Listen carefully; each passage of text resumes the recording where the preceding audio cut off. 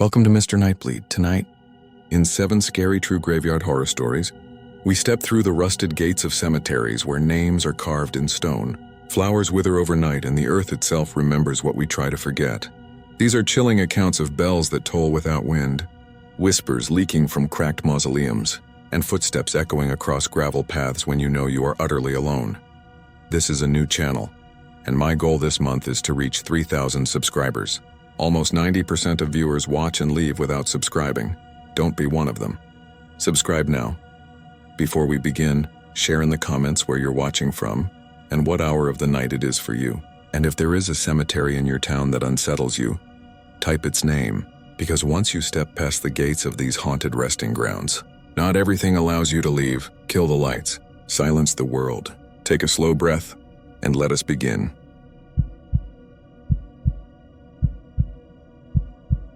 I'm not writing this for attention. I'm writing it because I haven't slept more than an hour at a time since October, and I need to put the story somewhere that isn't inside my head. If you want to call me a liar, fine. If you want to tell me I misheard things, go ahead. I know what I heard, and if you've ever lived near a creek that talks when it's in flood, you know how a place can learn your name. I went to a small college in western Massachusetts, the kind of campus where people jog past stone walls that look older than the country. My major was media studies, with an audio concentration that mostly meant I could untangle XLR cables without swearing. For a field assignment, our professor Ellis told us to capture natural night ambience at a location of our choice. Minimum 3 hours of continuous audio. Let the space speak, he said, like he was selling a meditation app. I decided on the Ridge Hill Cemetery, which sits on a long slope above a narrow creek the locals just call the Still. During the day, it's tame. Revolutionary War stones tilting like old teeth, maples that drop their leaves in a copper ring, a white church steeple pointing at the sky like a teacher's finger. At night, the town posts a chain at the gravel entrance, technically closed at dusk. Technically. I brought my roommate Maya because she was the kind of person who pretended she wasn't curious about haunted places and then asked 1,000 questions when you got there. She had a knit hat pulled down to her eyebrows and a flashlight she refused to turn on because it ruins your night vision, which is something she read once and repeats like doctrine. We parked down the hill and crossed the chain on foot. It was an October night that smelled like damp leaves and the kind of cold that nips your nose but doesn't get into your bones. Down in the creek bed, water shushed over stones like somebody politely clearing their throat. 3 hours? She asked when I knelt between 2 graves with low, rounded stones. Neither had a name, just the year carved shallow, 1778 and 1779. I set my Zoom recorder on a small tripod and wrapped it in a fuzzy windscreen. I built a little ring of pebbles around it to remind some nocturnal raccoon that it was not food. We marked the spot with my scarf tied to a sapling, checked battery, checked SD card, hit record. The red LED made a tiny steady pulse like a heartbeat. Think we'll catch anything? Maya asked. Frogs, maybe an owl, I said. Cars on County Road, the creek. That's all I want. Noise floor, dynamic range, a nice spectrum. I said it like a person who believes the world behaves when you point equipment at it. We stood there a minute longer, listening. The creek's voice got in quick, a constant ribbon of hush. There was a high insect buzz. Every now and then a dry clack from the trees. Something small rustled in the grass. On the hill, a single streetlight threw a watery circle over the gravel, and I could see a motion sensor blinking on a mausoleum door like a tired eye. When we turned to go, a man's voice came from near the gate. Closed, he said, not loud, not angry. I swear we both stopped the way kids do when the teacher pops her head in the door. He stepped into the light. A round-shouldered guy in his 60s, a dark jacket with a patch over the pocket. Dugan printed in white. Groundskeeper. I'd seen him cutting grass in a slow, careful spiral, always with ear protection, always like the noise belonged to him. I'm sorry, I said. Class project? I'll come back for the gear first thing. He looked past us into the dark. His eyes did a quick bounce like he was counting heads out there. Don't leave anything after dark, he said. We've had kids, you know. Lighting candles. Knocking things down. I'll be here at 7, I said. He shifted his weight like his shoes hurt. Gates open 9, he said. I'll keep an eye. We thanked him, promised we'd be back. We walked out under the chain and back past the last houses, where a TV flickered blue inside one living room, and you could smell someone's onions in oil. In the car, Maya exhaled in a long hiss and laughed. "You and your dead guys," she said. "Let's get hot chocolate." In the morning, my hot chocolate was a mistake. It sat in my stomach like a stone while I hiked up there at 7 and found the chain still across the entrance and the gravel unmarked by tire tracks. I waited until 9:30. No sign of Dugan. In my head, I thought of raccoons with nimble hands unscrewing my windscreen, of rain that hadn't fallen, of teenagers with curiosity and bad judgment. I had class at 10. I had a quiz I'd pretended to study for. I swore and left. At 4, when the lab opened, I went to tell Ellis I'd have to redo the capture. He sat on the edge of a stainless table eating yogurt and did that thing where he squeezed the bridge of his nose like students were a sinus headache that never went away. I was still explaining when Chris, our TA, edges of his beard too precisely shaped to have been an accident, stepped in holding a Ziploc gallon bag. Inside it, my Zoom lay on its little tripod like a frog under a microscope. The windscreen was damp. There were smears of mud and something that looked like chalk dust on the plastic bag. "Security desk had it," Chris said. "Apparently the groundskeeper dropped it there." "I didn't go back," I said, relieved voice making a liar out of the words. I meant to." "Battery's dead," Chris said. "But your SD card's in there. If it ran all night, you'll have hours." Ellis wagged his yogurt spoon. "See? The space provides." In the lab, with the lights low and the windows looking like rectangles of rain, though it wasn't raining, I popped the card in and hit transfer. 5 hours, 42 minutes, 11 seconds. I felt the smug pride you get when a risk turns into a gift. I scrubbed to the start and listened in a pair of lab headphones that had a layer of other people's lives ground into the ear pads. The creek was there. White noise, smooth but textured, a sound with pebbles in it. Leaves ticked. Every now and then something in the grass skittered. A car passed on County Road, a Doppler slide. You could hear the high, bright hiss of the recorder's own preamp. I smiled because it was exactly what I needed. About 12 minutes in, the first whisper came. If you've ever done field recording, you know the difference between wind that climbs a microphone and a voice that has a shape. Wind is swells and troughs. A voice draws a pattern on the spectrogram like handwriting. This was handwriting. The levels didn't spike like breathing on a mic would. It came from the world, not the equipment. The word was a name. I didn't catch it the first time. You know how when you learn a new word and then you hear it everywhere? It happened like that. At 21 minutes, another name. A different voice. A different accent, Irish maybe, or the ghost of an Irish accent a few generations out. At 29, 2 more speaking low like people taking turns on a list.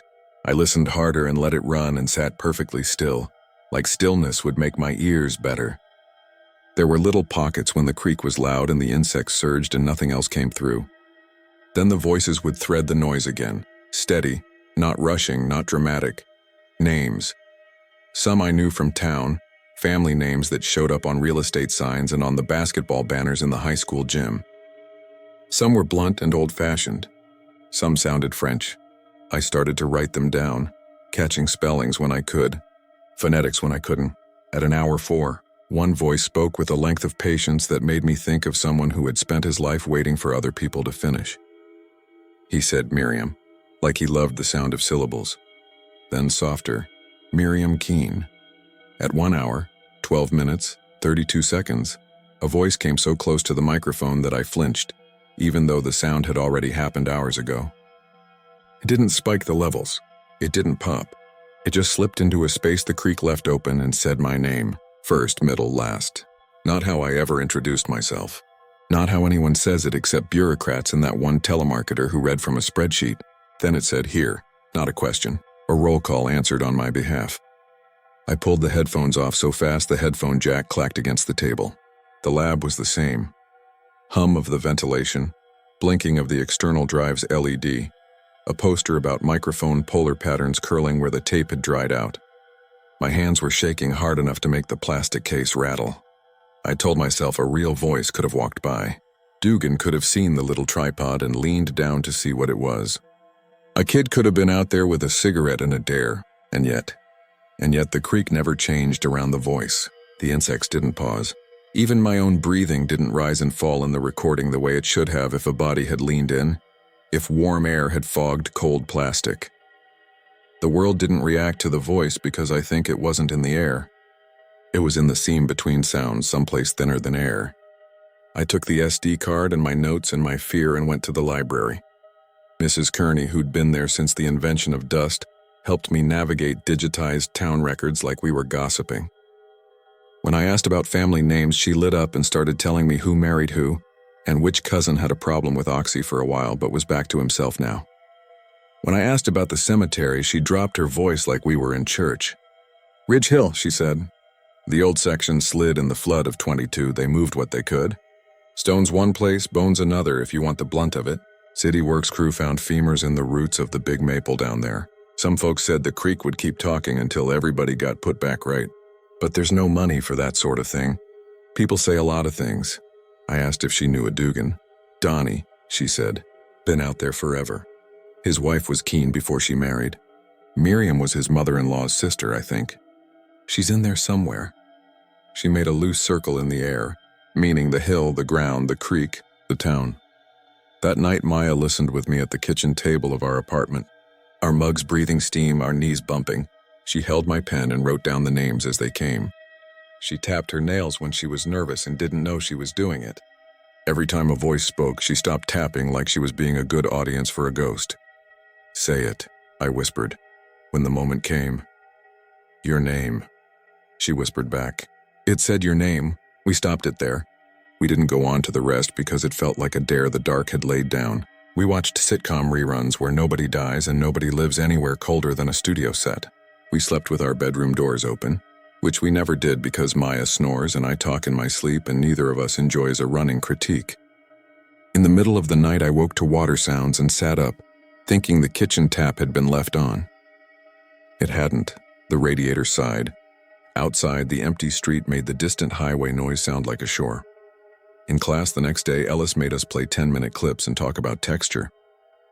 I didn't pick the part with the names because I didn't want to have a 20-person reaction to something I didn't have one for yet. I played 20 minutes of harmless creek and leaves and a far-off owl that hooted like a voice trying on a laugh for the first time. People nodded. Someone said liminal too many times. Chris asked what mic I'd used and what gain setting and if I'd done a high-pass filter. I measured my answers so they matched the person I'd been when I recorded it. After class, he followed me out into the hall. You got anything else on there? He asked, casual but watching my face like a cop does. Why? I asked, trying to sound like a person whose name had not been pulled once out of a night and handed back to her like a receipt. Security said that groundskeeper came in before dawn, he said. He looked, I don't know, like he'd seen something show up when he wasn't expecting company. Chris scratched behind his ear. If there's something interesting on that file, I can help clean it up. Pull the speech from the noise. Let me listen to it first, I said. He gave me his email on a torn piece of paper so precise it could have been from a magic trick. We didn't talk about it for a few days. There was a game. There was a party that smelled like beer under 3 different colognes. There was homework and Maya's brother calling to tell her their mom's cat had finally decided to die in the laundry basket. I avoided the audio like it was a person in the grocery store I owed money to. When I finally put the headphones back on, I did it at noon with sunlight all over the kitchen floor like somebody had spilled it. There were more names. The cadence of them settled into me until I could tell when another was about to arrive. The way you can tell when a friend is about to ask so. I started to recognize some of the voices. The old man with the patient mouth. The woman whose R's curled like ribbon. The list never sped, never slowed. It didn't care that time had passed. It didn't care that I had. It kept doing what it did like a river does. At 3 hours, 11 minutes, the voices began to overlap lightly at first, then a little more like a chorus of people who insisted on finishing their turn, even if someone else had started. Behind it, a sound began that took me a few minutes to identify. It was stone moving against stone, distant. The shudder a tomb lid makes in horror movies when it shifts. It was realer than that. It had grit in it. At 4 hours 18 in a lull, someone said very clearly, counted wrong. That's when I emailed Chris. He came over, with a laptop and a little box that turns your desk into a studio, and smiled at Maya exactly once like he'd remembered to include her in the world on purpose. He's good at this. He pulled the voice out of the creek without cutting the creek out of the voice. He laid tracks in a way that made a kind of geography you could navigate by ear. He ran a spectral display and we all watched the names bloom in faint blue, and then sharpen as he filtered. He kept stopping to say, huh, but not the huh you say when you catch someone lying. The huh you say when the magic trick doesn't show you the false bottom and you know what you're seeing uses physics anyway. You could fake this, he said, thinking out loud. You'd need an actual chorus of voices and you'd need to be out there all night and you'd need to, I don't know, not breathe near the microphone. Or you could layer it in post, but your preamp noise is consistent and boring and I don't hear edits. He sat back. I hate that I don't have a better theory. What's the counted wrong about? Bones moved in the flood, I said. Maybe some never found their stones again. Maybe some stones never found their bones. That's not how that works, he said, but softly, like he wasn't totally sure who the rules applied to. At 4:50, a new voice arrived. It was so quiet we only heard it because Chris had gone over a 5-minute section twice. It didn't say a name. It said a date. It said tomorrow's date. Then it said 2. His cursor hovered. He looked at me. 2 what? He asked. 2 people, Maya said with that certainty she usually reserved for arguing about movie endings. 2 o'clock, I said, thinking of ambulances and corners taken too fast on wet roads. We didn't sleep. You can say that's hysterical. You can say I was primed. You'd be right. We stayed up watching the window turn gray and the sky refused to make a decision. At 7:50, my phone buzzed with a campus email about a vehicular incident at the intersection by the old bridge. 2 students, minor injuries, traffic rerouted. I looked at the date, at the number 2, at the way the line of the creek crossed the road under that bridge where names slide past on sticks and foam. Coincidence, Chris said. The good student. He said it twice like he was practicing. Then he stopped coming over. Maya told me I was making myself sick. She told me to take a break. I tried. I tried to be a person who goes to class and eats things off plates and doesn't sit with her head cocked like a dog listening for fireworks. The problem is that once you've heard the shape of voices in noise, you start to hear it in everything.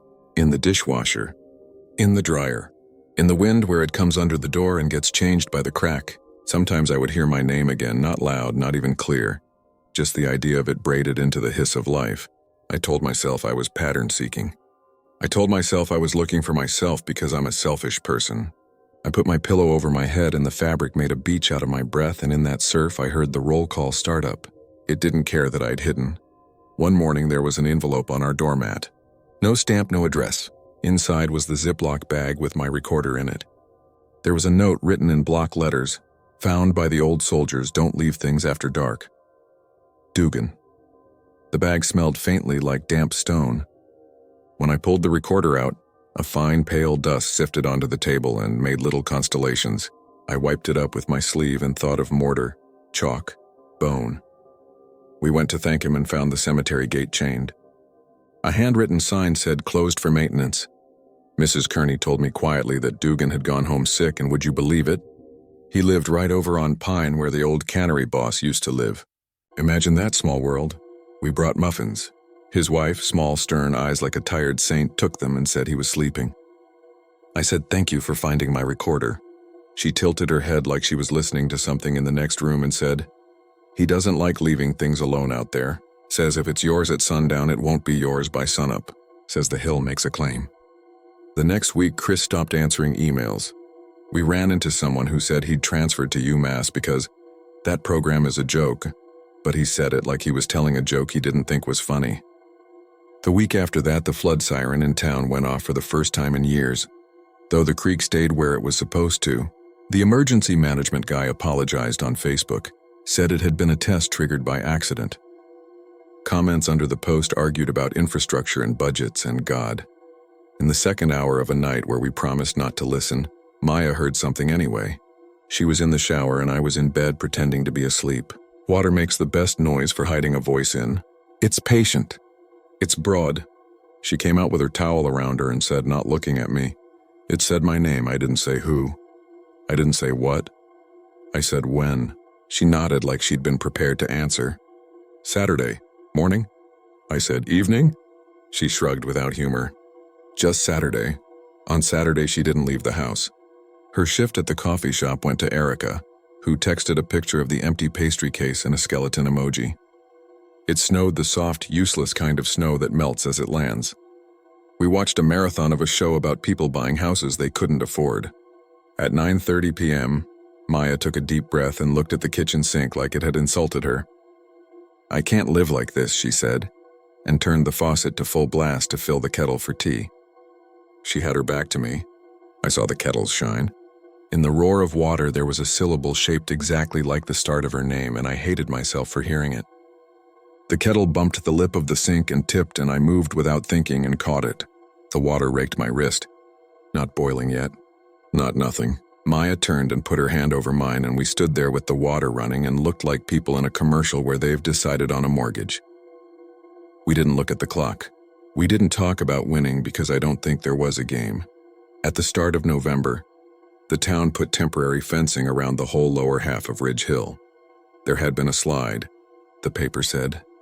A minor settling, nothing to be alarmed about. The pictures showed a place where the grass had slumped like a tired person into a seat and left a long groove.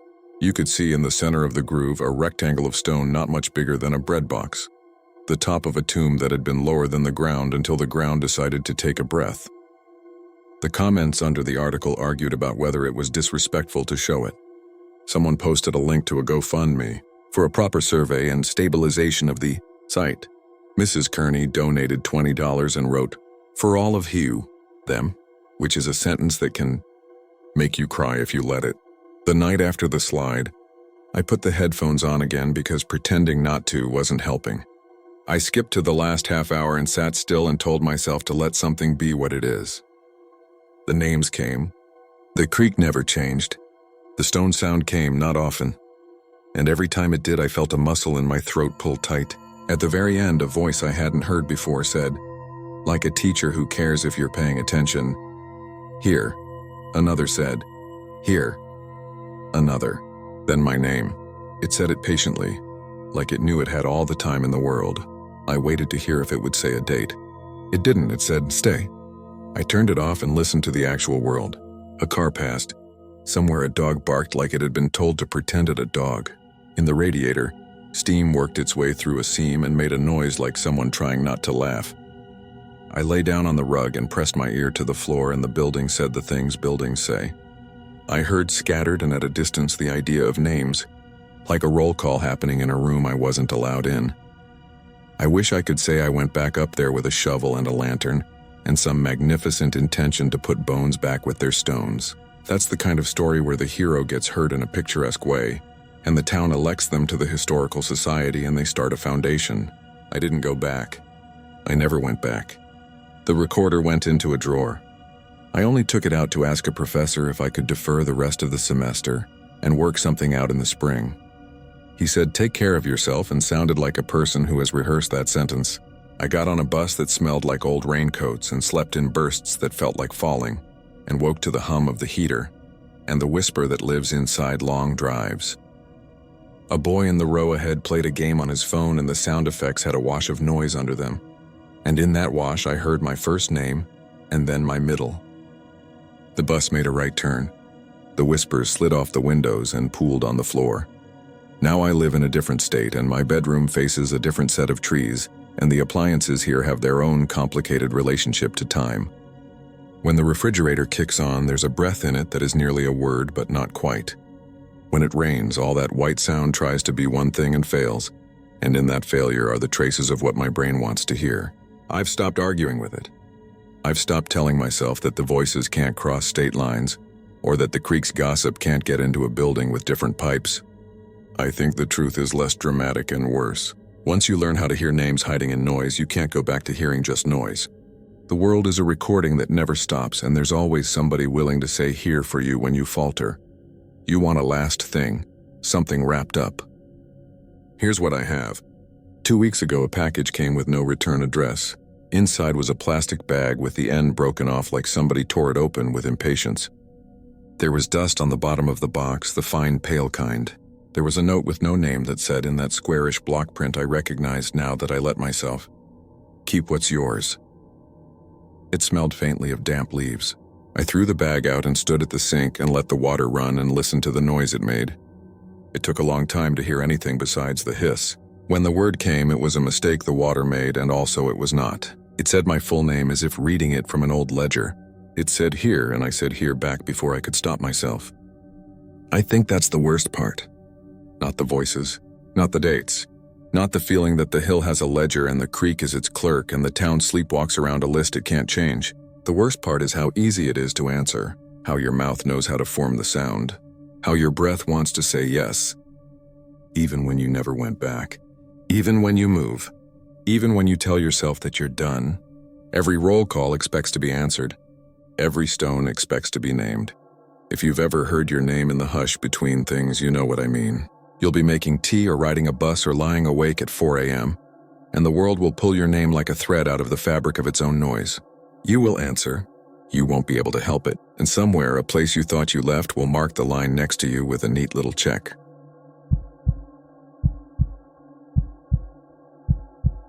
I'm not from there. That matters, because the people who are from there have a way of making you feel like you're walking in on a conversation that started 100 years ago. I was just looking for a quiet summer job, something outdoors that didn't involve a computer and fluorescent lights. A friend in Montreal mentioned a vacancy for a seasonal caretaker in a small cemetery near the St. Lawrence, a village most folks drive past on the way to somewhere else. Cut the grass, trim the hedges, sweep the gravel walkways, keep the tools locked up. It sounded peaceful, even a little honorable. The woman who hired me over the phone, Yvette, spoke in a soft rush of French and English and told me I could stay in a tiny apartment over the funeral home's garage. The pay wasn't good, but the rent was almost nothing. I said yes without thinking. The first day I got there, the air was already thick, the kind of July heat that turns the sky the color of boiled milk. The cemetery sat behind the church like a thought someone didn't want to say out loud. The stones were old and dark, names half-eaten by lichen, dates stubborn and small. A low stone wall ran around the whole place. Beyond it there were hayfields, a line of birch trees, and further out the glitter of the river. When the wind came up, it smelled like sweet grass and water. Yvette met me in front of the chapel and handed me a ring of keys. She wore a black dress even in the heat, like she'd forgotten how to fold it away for summer. Her hair was pinned back and glasses hung on a chain. She had that undertaker calm, the quiet that makes you lower your voice without knowing why. "You'll be fine," she said. "It's simple work. Mornings are best before the sun is strong. If you need anything, my nephew Theodore can help. He's around." She looked past me at the rows of stones. "We keep it neat here." People like to see neat, I promised I would. Before she left, she said something in French I didn't understand fully. I caught the words gelée and juillet, frost in July. I must have looked confused. She offered the thin apology of a shrug, like she'd said it without meaning to, and then she drove off toward the village with her indicator clicking for 3 blocks because that's the kind of place it was. I set up in the apartment over the garage. It was one room with a sloped ceiling and a little kitchenette. The window looked down on the driveway where the funeral cars were parked, deep black and polished. When I opened the fridge, the cold light washed my face and I realized how hot the room was. It would take a few nights to get used to sleeping under a roof that baked all day. The cemetery tools were in a shed at the far corner of the grounds. A push mower, a string trimmer, clippers, rakes, a couple of shovels that were older than me. There was a beat-up blue thermos stuck behind a coil of garden hose. Someone had scratched a name into it, Marcel. When I noticed it later, I didn't think anything of it. People leave stuff all the time at jobs that get handed around. The first week went the way quiet weeks go. I cut the grass in strict rows and practiced turning the mower at the edge of the headstones without banging them. I rinsed dust from the granite with the hose and wiped the dates with a rag. It surprised me how quickly I started talking to the dead. You say little things to fill the air, the same way you talk to a cat when you pass it in a hallway. "Good morning," I would say to no one, or "sorry about the spray," if the hose ran a bit wild. It sounds strange now, but it felt normal then. You spend hours in a place like that, the silence needs a shape. There were regulars too. 2 women in their 70s who came every Monday to sit on a bench under the birches and smoke long, skinny cigarettes. A man who walked the perimeter with a paper bag in hand and placed a beer at his brother's stone, then stood a few paces away and drank his own. A young mother with a stroller who cut through the cemetery to avoid the main road and said hi every time. Her kid blinking up at the leaves like they had answers. The priest, Father Luke, waved to me the way people do when they see you often but haven't learned your name. His collar always looked too tight. Theo, the nephew Yvette mentioned, was 16 and had the restlessness of dogs at a sliding door. He'd wheel the trimmer around like a soldier with a rifle, talk too fast, and then get quiet at the worst times, like mid-sentence. His English and my school French met in the middle somewhere and made a mess that still worked. On the Friday of my second week, I woke before dawn from a cold dream and couldn't get warm. I put it down to the way heat sometimes flips around and fools you. The window had fogged, which was odd. I wiped a circle and looked out.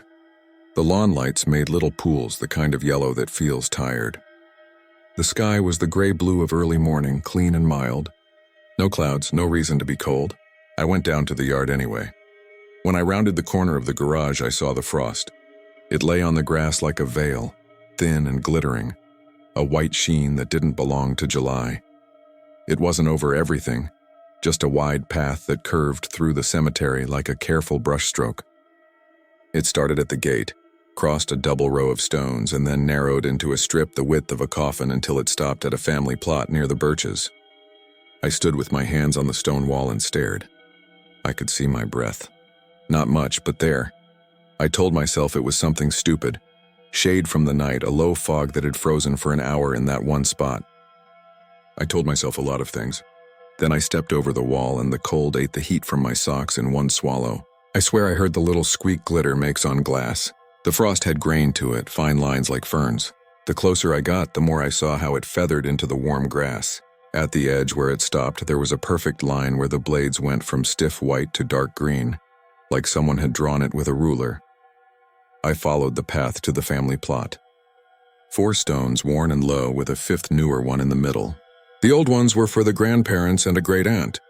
The dates reached back into the 1920s. The new one was small. The name was Camille, and the dates were 2 winters ago. The little oval photo was the type that would shatter if you breathed wrong. The child's face was squinting into the kind of sunlight you only get at a lake. She wore a red sweater with a deer on it. The frost thickened at her stone. It was rime-crusted and white. The grass in front of it was lower than the rest.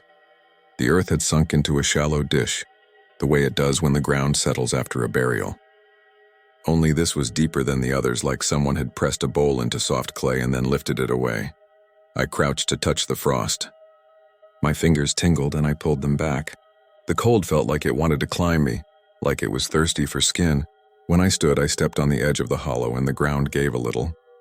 Not the way a mole tunnel collapses under your heel. This was a damp, sucking give, like the earth had been loosened from beneath and then tamped back in a hurry. I didn't like the feeling it left in my legs. By the time the sun cleared the birches, the frost had gone. The line it had drawn remained, a dark track of damp grass. Yvette arrived as I was still staring at the child's stone. She came up behind me on quiet shoes and said my name like a question. "Did you see it?" I asked. She didn't smile. She looked at the grass, then at the stone, then at my hands. "I told you," she said. "La gelée de juillet. That's a thing. That's what you were trying to say?" She folded her hands. "It happens some years. Not every year. Not to every grave. We try not to talk about it." She paused. "The last caretaker before you, he wouldn't come in the morning anymore. Only afternoons. And then he didn't want the job." She touched the little oval of the child's photo with her finger like it might burn her.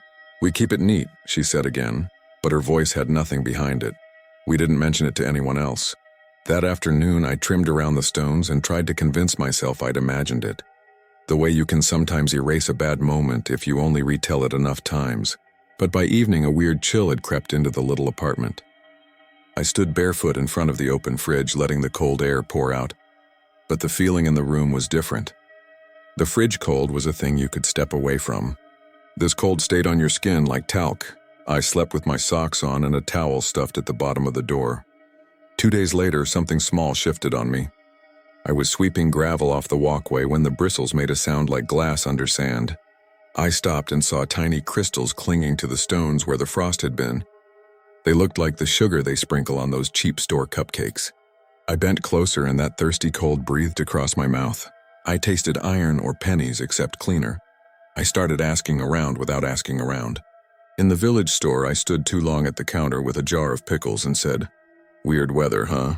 The owner, a man who had never once smiled, didn't look up from his lottery machine. "Always is," he said.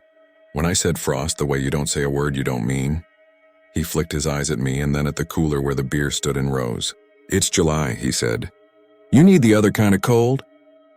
The priest told me nothing, which was a way of telling me something. When I asked him if he knew the family with the child stone, he nodded and stared over my shoulder at the hills. "We know them," he said. "They moved last year." His voice put a fence around the subject. Theo admitted to seeing the Frost once when he was little on the walk to the bus stop. He laughed that teenage laugh that says he's not scared of anything, but then he said he wouldn't come help me before noon anymore, and did I mind if he trimmed the roadside instead. The old women on the bench under the birches switched to English just to say they had weddings to attend that month and couldn't sit so much. Sorry. That week I watched my breath once more in the morning, but the Frost didn't come. I told myself it had been a one-off, some freak mix of humidity and wind coming off the river. It would be a story I told to someone else someday, and we would shake our heads at how weird weather gets now. Then a stray dog started barking and wouldn't stop. It howled with its nose pointed at the little stone, and its eyes squeezed shut like it was trying to block something out. It wouldn't step onto the family plot. It pawed at the edge of the sinking earth and then yelped like it had been nipped. When it finally ran off, it held one paw in the air as it went. That night I dreamed of walking in waist-deep water and feeling weeds wrap my ankles. When I woke, I was sure my socks would be wet. They were dry, but the towel at the bottom of the door had frozen into a stiff roll. The threads rhymed with tiny needles. I stared at it for a long time before I touched it. When I did, my fingertips stuck for a second like when you lick a railing in winter.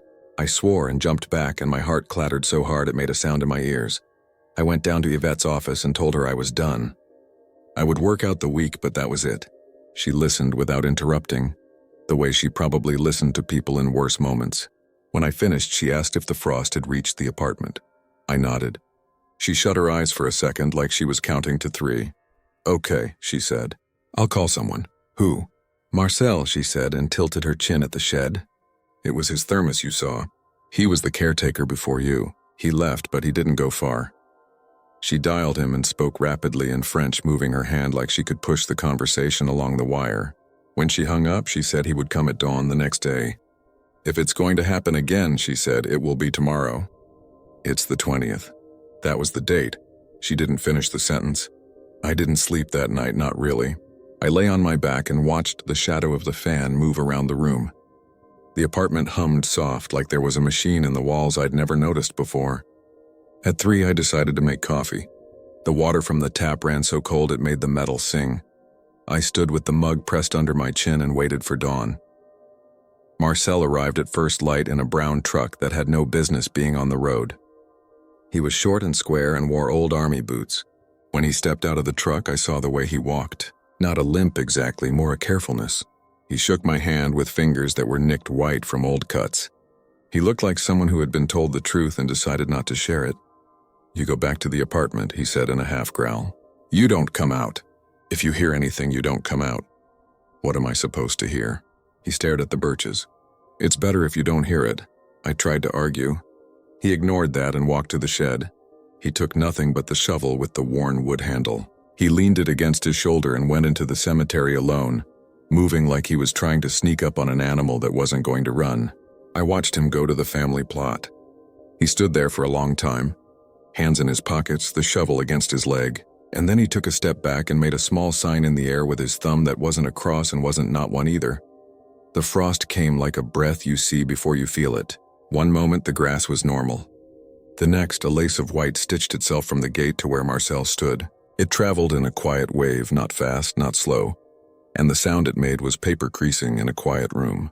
I saw the steam of his exhale when the cold reached him. He looked at the shovel and then at the little stone. When he stepped forward onto the Frost, his boots squealed. He had taken only 3 steps when his right foot stuck. He tried to drag it back and couldn't. He put the shovel under the heel to pry it up, and the metal scraped a bright, hateful sound. He swore, or maybe he prayed. He hacked the edge of his boot free, and when it came away, he left a triangle of rubber in the Frost like a black tongue. He took another step and his left foot went in. Not stuck this time, sunk. The ground gave the way it had under mine, but more. The Frost glazed over the sole of his boot, up to the laces, and then the dirt around it slumped down. He gripped the shovel in both hands and jammed it into the earth outside the white line and leaned his weight on it. The wood creaked. I was halfway to the door, ready to go out and help, when he looked up and saw me and shook his head once in a way that pinned me to the floor. "Stay," he mouthed. He set his jaw. He didn't move for a count of 30, then 40. Then I lost track because the cold started to ring in the glass of my window. It made a high note like a tuning fork you can't stop hearing. Marcel stared down at the child's stone and said something through his teeth. I couldn't hear the words. The frost crept up his boot another inch. He took the shovel and brought it down into the hollow with a fast, ugly chop, like he was cutting through ice to reach fishing water. The blade struck with a dull note. He hit again. The sound changed. I don't know how to explain that except to say the ground made a sound that was not ground. Imagine a chest freezer left open. Imagine that sound turning inside out. He swung the shovel a third time and something beneath the dirt gave and hissed in a long exhale that fogged around his knees. He gagged and turned his face away. He said no, but like a person might say it to a feeling, not to a person. He dug again, not deep, only enough to break the crust. Then he shoved the shovel under his boot and levered. Hard. This time the earth let go, and he stumbled backward onto warm grass like he'd crossed a state line. He should have left. He didn't. He set the shovel aside and knelt at the edge of the hollow. He took off his hat. He laid his fingers on the lip of the stone and leaned close like he was trying to hear whispers from a room that shouldn't have people in it. The frost stopped where it was. It didn't spread. It didn't retreat. It lay there like a held breath. After a minute, he stood again slowly, careful not to slide back into the white. He looked back up at my window. His face was the face of a man who has seen something he doesn't get to unsee. He made another small sign with his hand, the same knot cross, and then he picked up the shovel and walked the long way around, avoiding the frost line as if it were a border patrol. He came to the garage and set the shovel down like it was full of electricity. He didn't look at me when I opened the door. He went to the sink in the garage and ran the water and stuck his boots under it to melt whatever clung. He took a long time doing that, even after the faucet steamed. "What did you hear?" I said finally. He shook his head. "You don't want it? Tell me anyway." He shut off the water. He dried his hands slowly with a shop rag that had seen better years. He told me the frost had come before, that he'd seen it a few times. The first time was the winter the river didn't freeze until January, and the ground stayed soft when it should have gone hard. The last time was 2 summers ago when the child was buried. He had been the one to tamp the soil. He said it the way a person admits something they're not ashamed of but still don't love.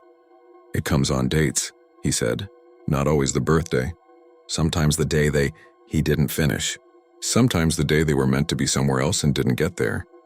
"Is it always children?" He rubbed the back of his neck. "No," he said. "But it's worse when it is. What do you do about it?" He gave me a look like I had asked him how to unplug a thunderstorm. "You stand your ground," he said. "You don't dig. You don't put salt. You don't pray in the wrong way." He paused, the rag balled in his fist. "You wait and it leaves. But if you give it a step, it'll take your foot. That's what it wants. Only a piece. Enough to prove it was here. Did it take yours?" I said before I could stop myself. He didn't answer. He set the rag down, took off his boot and pulled off his sock. His toes were gone from the middle out, a neat little space where warmth should have been. The skin was smooth and shiny, as if the body had learned to be done with what was missing and made plans around it. He had 10 years of walking in that careful way in his ankles. "Don't go out there again," he said. "Not today. Maybe not tomorrow. Let it forget you." "What about you?" I asked. He shrugged. "It doesn't forget me." He left by the road, his boots wet, his truck coughing smoke. Yvette watched him go from her office window, and then came to lean in the doorway of the garage with her arms wrapped around herself like she was holding something in place. "He's not a superstitious man," she said. "He's the one you call when the river takes a snowmobile and you have to bring it back. He's the one who stays when the family cannot." We stood like that until the sun climbed high enough to make the asphalt smell like oil. The frost had melted by then, leaving only a darker stripe of grass, but the cold of it hung in the garage like the echo of a bell you can't find. I worked through the afternoon, long rows with the mower, the motor noise steady enough to push my head clear. I didn't go near the family plot. I didn't look. At dusk, I locked the shed and climbed the stairs to the apartment. The towel was still stiff. I kicked it aside and shut the door hard enough to make the window rattle. I thought about calling someone, but who would I call? I turned up the little fan and lay on the bed, and for a while the tiredness of fieldwork did what it always does. It dragged me under. I woke just before midnight to a sound that took a second to place. It was the radio downstairs in the garage, the AM set that Yvette used sometimes to hear weather. I could hear the thin static through the floor and the faint murmur of a voice. I lay there and counted to 10, then 20. The voice didn't resolve into words. It was like hearing a conversation through a wall, the shape of human sound without the meaning. I got up and stood at the top of the stairs and told myself to go back to bed. The radio hissed a little louder and the voice sharpened. A child's voice or a woman trying to make her voice small. I couldn't understand the language. It might have been French. It might have been something else. My hand found the railing. I went down one step, then another. The wood creaked the way it always did.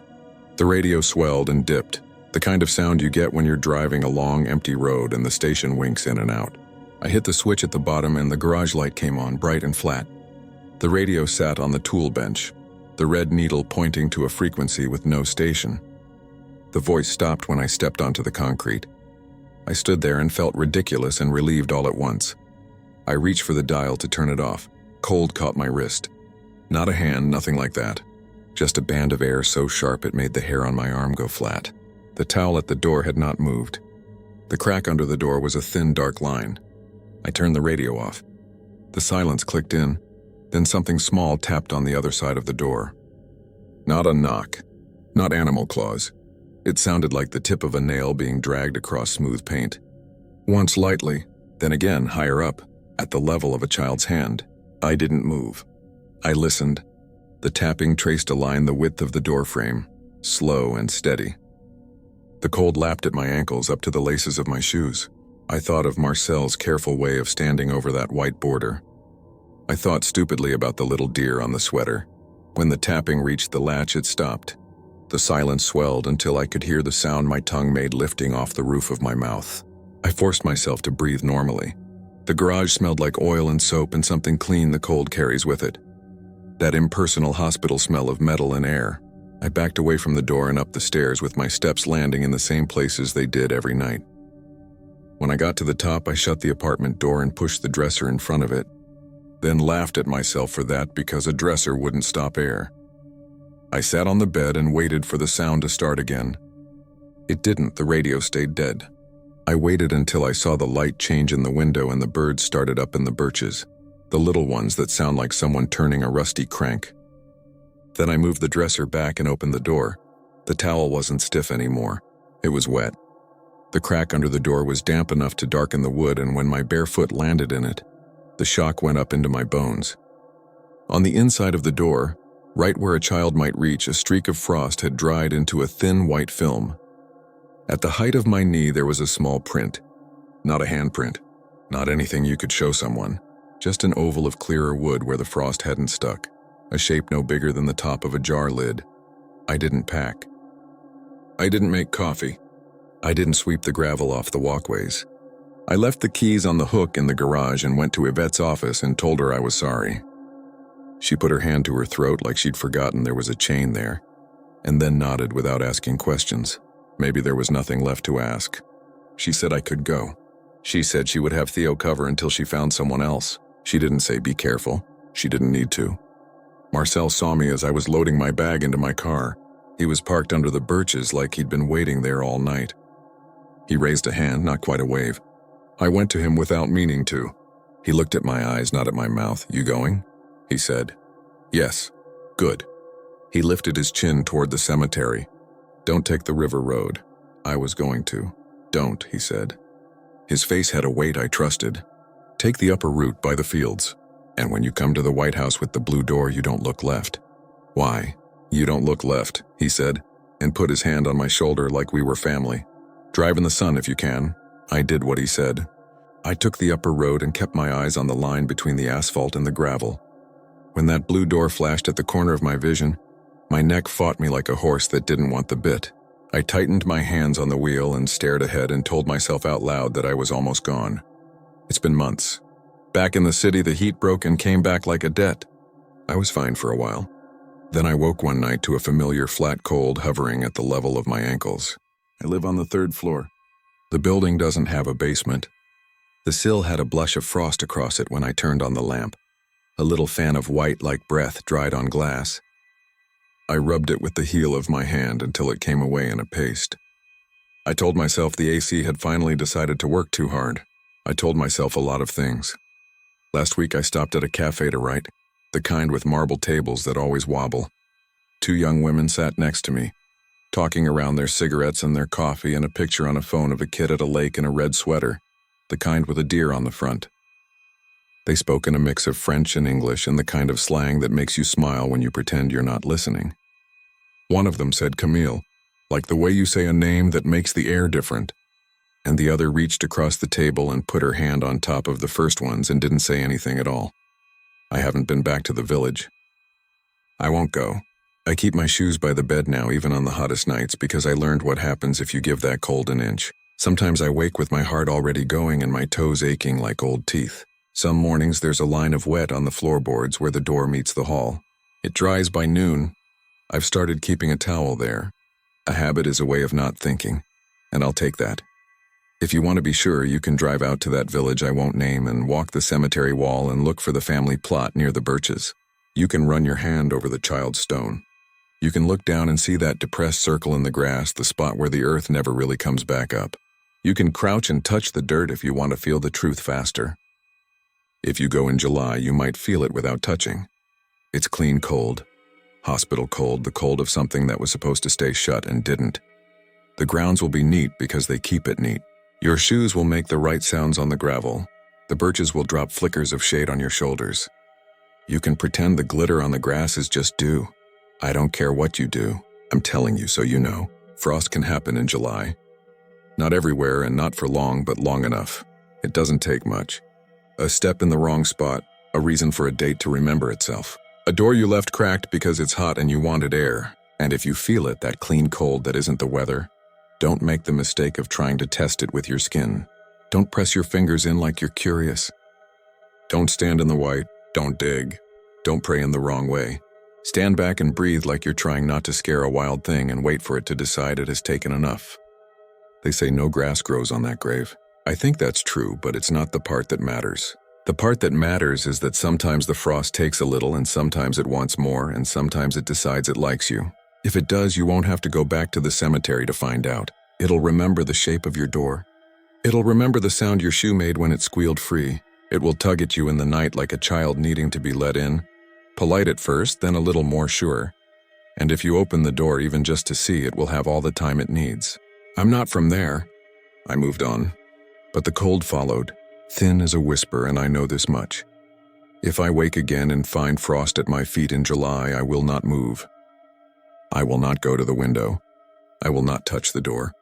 I will pull the covers to my chest and listen to the sound of air turning to glass and hope, very quietly, that I'm not the date it came for. If I am, I will leave as little of me as I can. Enough for it to remember it was here. Enough for me to keep walking.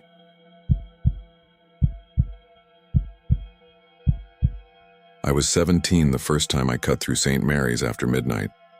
It isn't a shortcut so much as it is a dare. The path dips off the lane behind the Black Bull, past the toppled headstones and the yew trees that lean like old men listening, and it lets you out by the allotments if you don't lose your nerve halfway and turn back. Everyone in our year had done it at least once. You can't really call it bravery when there's only one proper pub in our village, and everyone's used to seeing you stumble home.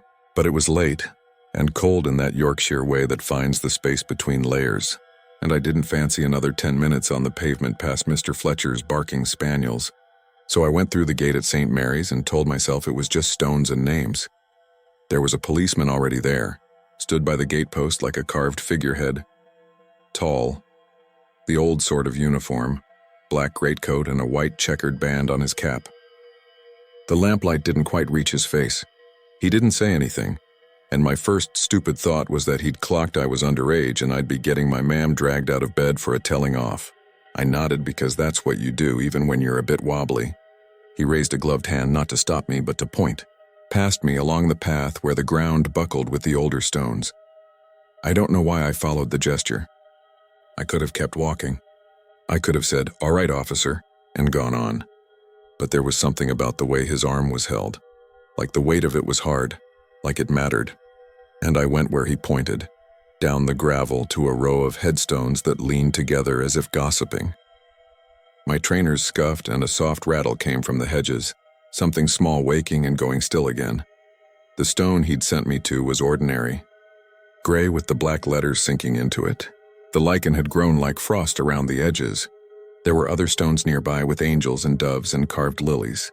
This one had none of that. It had a name with my mam's maiden name attached to it, though, and my stomach went tight because that's not a name you see often. It had my birthday carved there, too. Not the year, but the day and month. And under died, the date it gave was the next day. If you've ever had the sensation of waking too fast from a dream, where you know the room you're in but it doesn't know you back, it was like that. I could see my breath. I could hear the hum of the street lamp and distant traffic on the A road. I could smell mud and that damp cold smell old churches carry. I blinked and looked again, and the carved letters didn't waver or shimmer. They were clean, crisp even, as if they'd been cut last week and not in the 19th century like the others nearby. I told myself someone had the same name as me and a birthday that matched, and that the date for tomorrow was a cleaner's prank, an awful joke from one of the groundsmen. I told myself things I didn't believe. I turned back to the gate to ask the policeman who'd put this here, and to say that it wasn't funny, but he'd gone. The path beyond the gate looked too bright, as if the light had been turned up, and the road past it too empty. I stood for a few minutes getting a grip on myself, and then I walked home the long way around, something I should have done in the first place. I didn't sleep. I lay there listening to Mom snore and the radiator clicking like a watch left on a table, and my phone glaring up with useless things. People were on Snap sending pictures of pints and foamy lattes and their dogs asleep in laundry. Paige messaged the group chat, "Who's on the early bus?" I was meant to be. I tapped out that I'd be walking. My hands were shaking so much I had to delete half of what I wrote, my thumbs going wild, and I kept seeing that clean line where my name would be. At 6, I got up, made tea too strong, and told Mom my stomach was bad. She was brushing her hair in the hall mirror and paused to look past her own reflection at me. There are years of a person you forget until shock lays them out again. I was 5 in that look, and 9 and 12, and lying about having done my homework. "All right," she said eventually, and her voice softened. "You'll give it a miss. Drink water and lie down. I'll ring school in a bit." I lay back down with the curtain open and watched the terrace roofs change color. The sky went white as milk. The old quarry beyond the allotments showed a slice of its pale cheek. I nearly convinced myself I was stupid, that I'd been shown something old and made it about me, because that's the selfishness of 17-year-olds. I fell asleep about 9, and at 10:30 the sirens started, one then another, too many to be just someone fallen on a pavement. By noon my phone was a mess. Names piled up at the top of the screen with the same sentence in different guises. Bus crash. At the junction past the petrol station. A lorry had lost its load. The driver of our school bus had swerved, but the bus had clipped the tail of the lorry and gone sideways into the barrier. Everyone in my row of seats was dead, and the thing I remember most about reading that sentence from Lewis was seeing the little battery symbol in the top right. Like that mattered more. I didn't tell my mother that night. She knew about the crash, we all did. The village is small, and the world gets even smaller when something goes wrong. But I didn't tell her about the policeman in the churchyard or the stone or my name on it. I hardly told myself. That night when I shut the light off, I lay in a thicket of my duvet and the sound of my own breath and thought of the boy from the year below. Dean, who had once borrowed my revision notes and never given them back, who had sat 2 along from me on the bus that week. I imagined his mum putting her hands to the side of her head and saying nothing because the sound had gone out of her.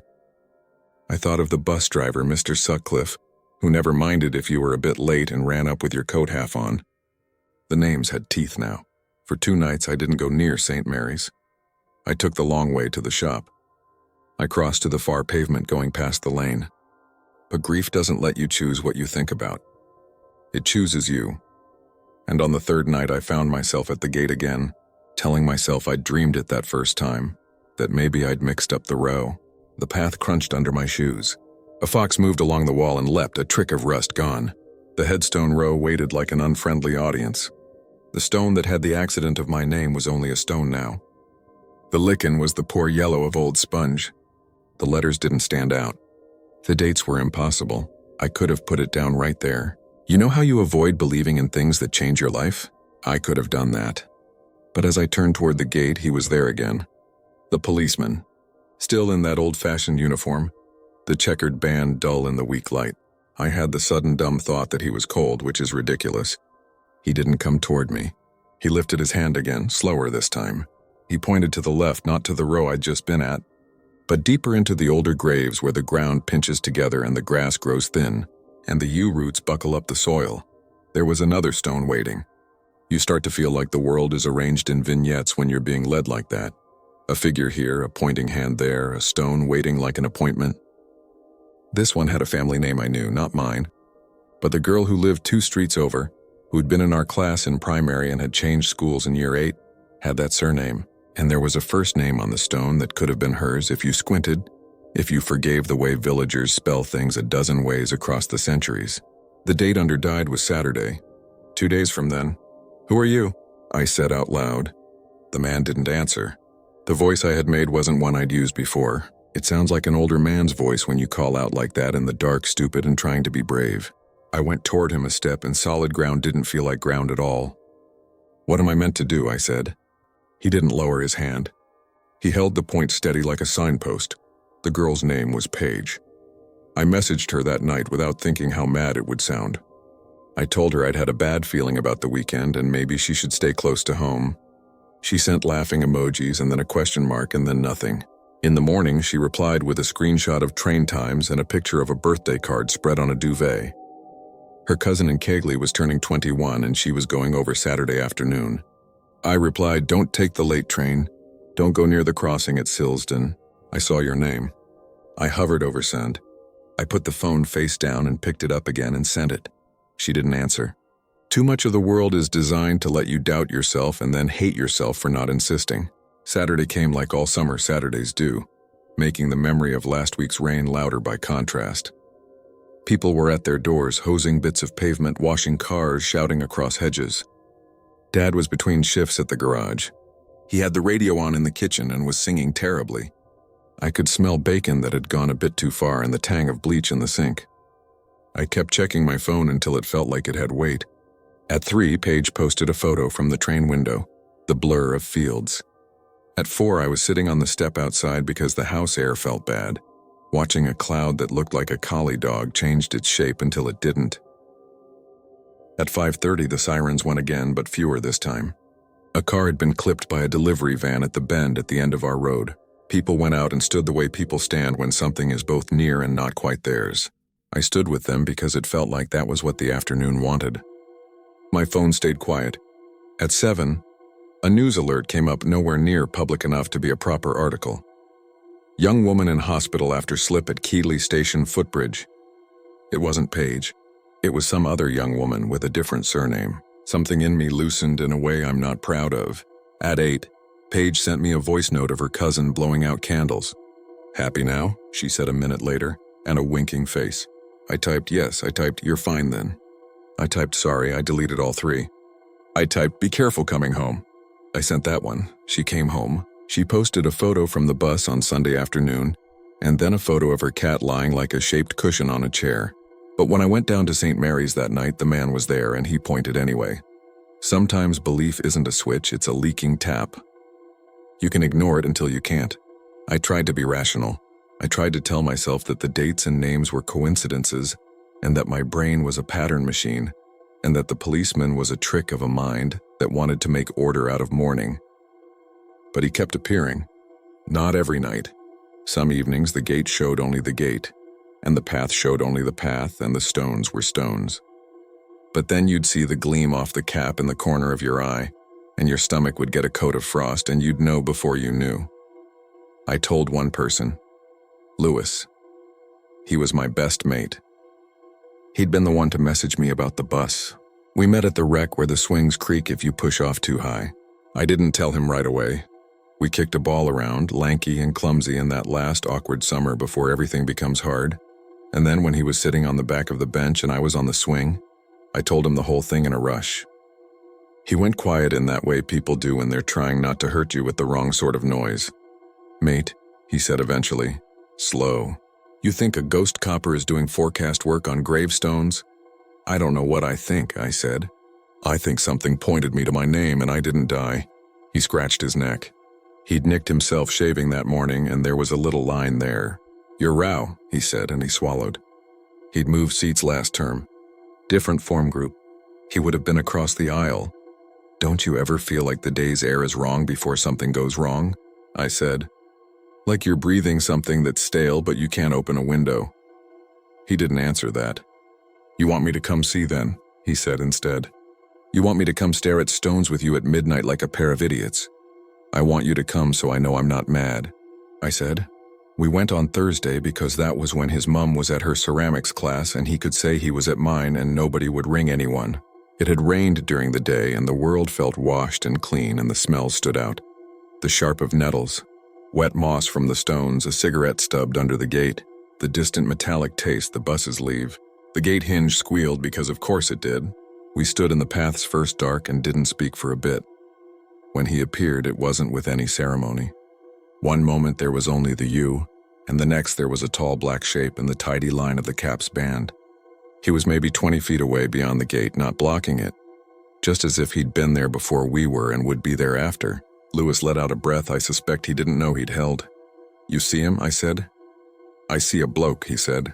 He spoke louder than the place wanted, and the sound banged against the stones. I can't see his face, he added, quieter. Is that meant to be a thing? The man lifted his hand and pointed. I hated how grateful I felt that he'd do the same trick with someone else there. It meant I wasn't inventing it, but it also meant the world was bigger than I'd let it be. We followed the line of his arm and came to a headstone that sat at the angle of two paths. The name wasn't ours or ours adjacent. It was old-fashioned, the sort your granddad would have or his granddad. The died date was that day. Is that? Lewis stopped and breathed in. The air made a sound in his nose. What am I meant to do with that? We can't go knock on all the doors asking who has this name. That could be half of bloody Leeds. We could go see Reverend Holt, I said. Ask about some old copper. See if there's a story. We went the next day during lunch. Reverend Holt was in his office at the back of the church, drinking tea out of a mug that had a sheep on it. He was younger than vicars are meant to be and wore trainers. He listened the way you listen to a dreamed talk. You nod and say, and you keep your face open. He didn't laugh. He didn't tell us to leave it alone. He said there were stories about a constable who'd been killed in the 1970s when football got messy in town, and he'd walked a lad home and been hit by a bottle thrown from a passing car. He said that sort of story gathers moss differently depending on who's telling it. He said it could be a piece of collective memory trying to help itself. Are we in danger? I asked, and I heard how I said we and not I. I think grief makes you expect patterns, he said. That doesn't mean there aren't any. But it does mean that if you stare at wallpaper long enough, you'll see faces. Sometimes you're meant to see them. So what do we do if we see him? Lewis said. You could light a candle, Holt said, as if that were a very normal answer to give two students with untucked shirts and muddy trainers. We lit a candle that afternoon. I didn't feel better. I felt like I'd done something the day asked me to. That evening, Mum made a casserole and Dad asked if I'd thought about the apprenticeship at the garage he could line up. And I said maybe and put something in my mouth so I wouldn't have to add anything. He watches me carefully when he thinks I don't see. He thinks I've gone quiet because of the crash. And he's not wrong, but he's also missing it by an inch. And that inch is the world. The names on the stones kept coming. Not every night. Not always someone I knew. Sometimes it was a surname I could attach to a lad who lived at the end of the lane. Sometimes it was a name that tasted like the library and the railway and old men playing cribbage and could have been nobody left alive. Once it was a baby's name and the date was that morning. And I left the churchyard and walked until my calves ached and my throat hurt from not making a sound. A week later it was Dad's name. Not his first name, but his surname exactly. And the first name, its older version, the one he corrects chemists and call centers on. Underdied, it said Wednesday, the day after tomorrow. The air that night was wet in a way that sticks. The yew trees were slick with it. The stone with my father's near name had a crack running into it like a suggestion of a river. I touched it and my fingers came back dark. The man by the gate didn't move except for the slow lowering of his arm like a signal finished. I tried to ring Dad 3 times before I left the churchyard, but there was no signal. The hill there is wrong for phones. You have to walk out to the lane. I walked fast enough to trip twice, sending a stone folder to my knee and not feeling it until later. When the bars came back, I rang again and he picked up breathless. "What's up?" he said. There were voices behind him, someone laughing. He was at the garage late doing a favor job. "Don't drive Wednesday," I said. "Don't get in the van. Don't go past the mill road." "Are you all right?" he said. His voice changed in that half-step menus when they go from teasing to checking. "What's brought this on?" Listen to me.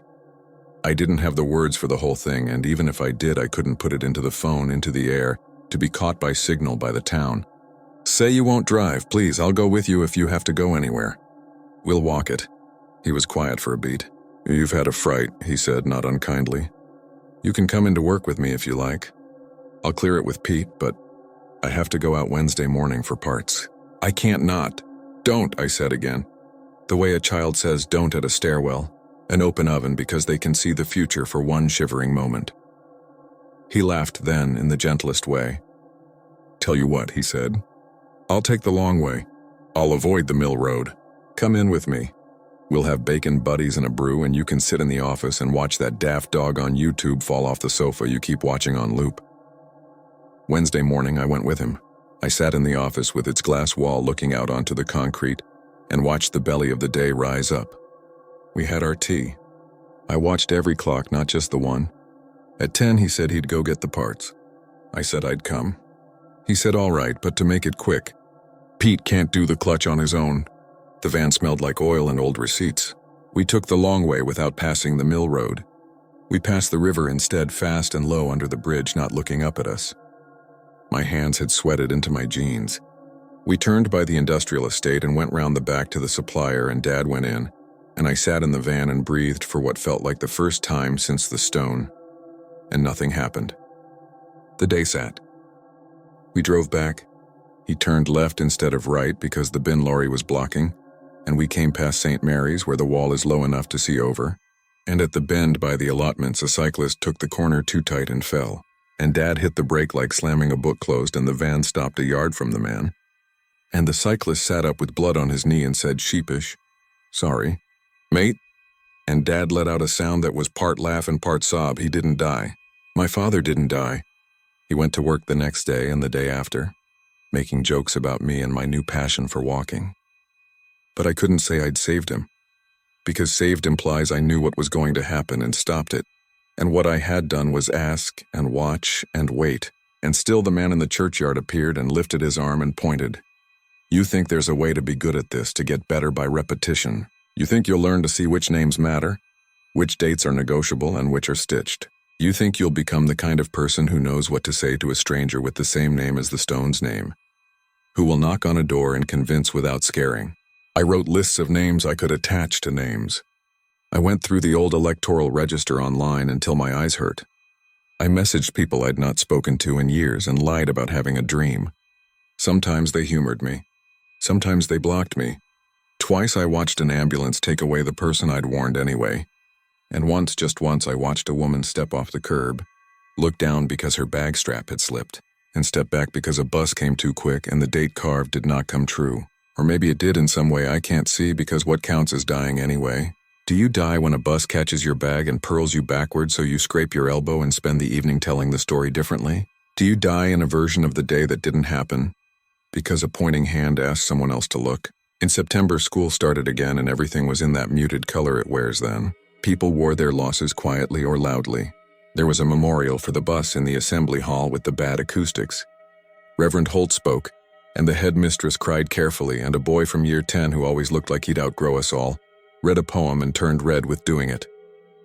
I sat with my hands flat on my knees and tried not to look at the windows where the trees outside blurred in the rain. I didn't go to St. Mary's for a week and a half because I thought, if I stop going, maybe he'll stop pointing. And if he stops pointing, maybe what he points to will not be looked at and will therefore not be real.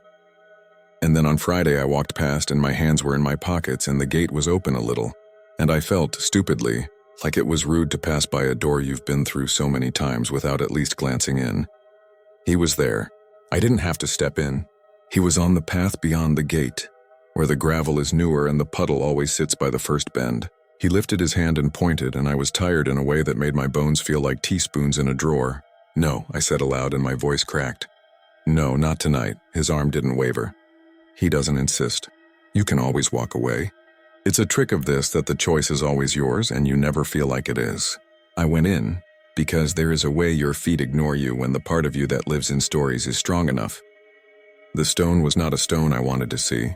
It had a surname that is mine and my father's and my mother's if you speak it with the old or the new. It had a first name that is not common now but was when my granddad was young.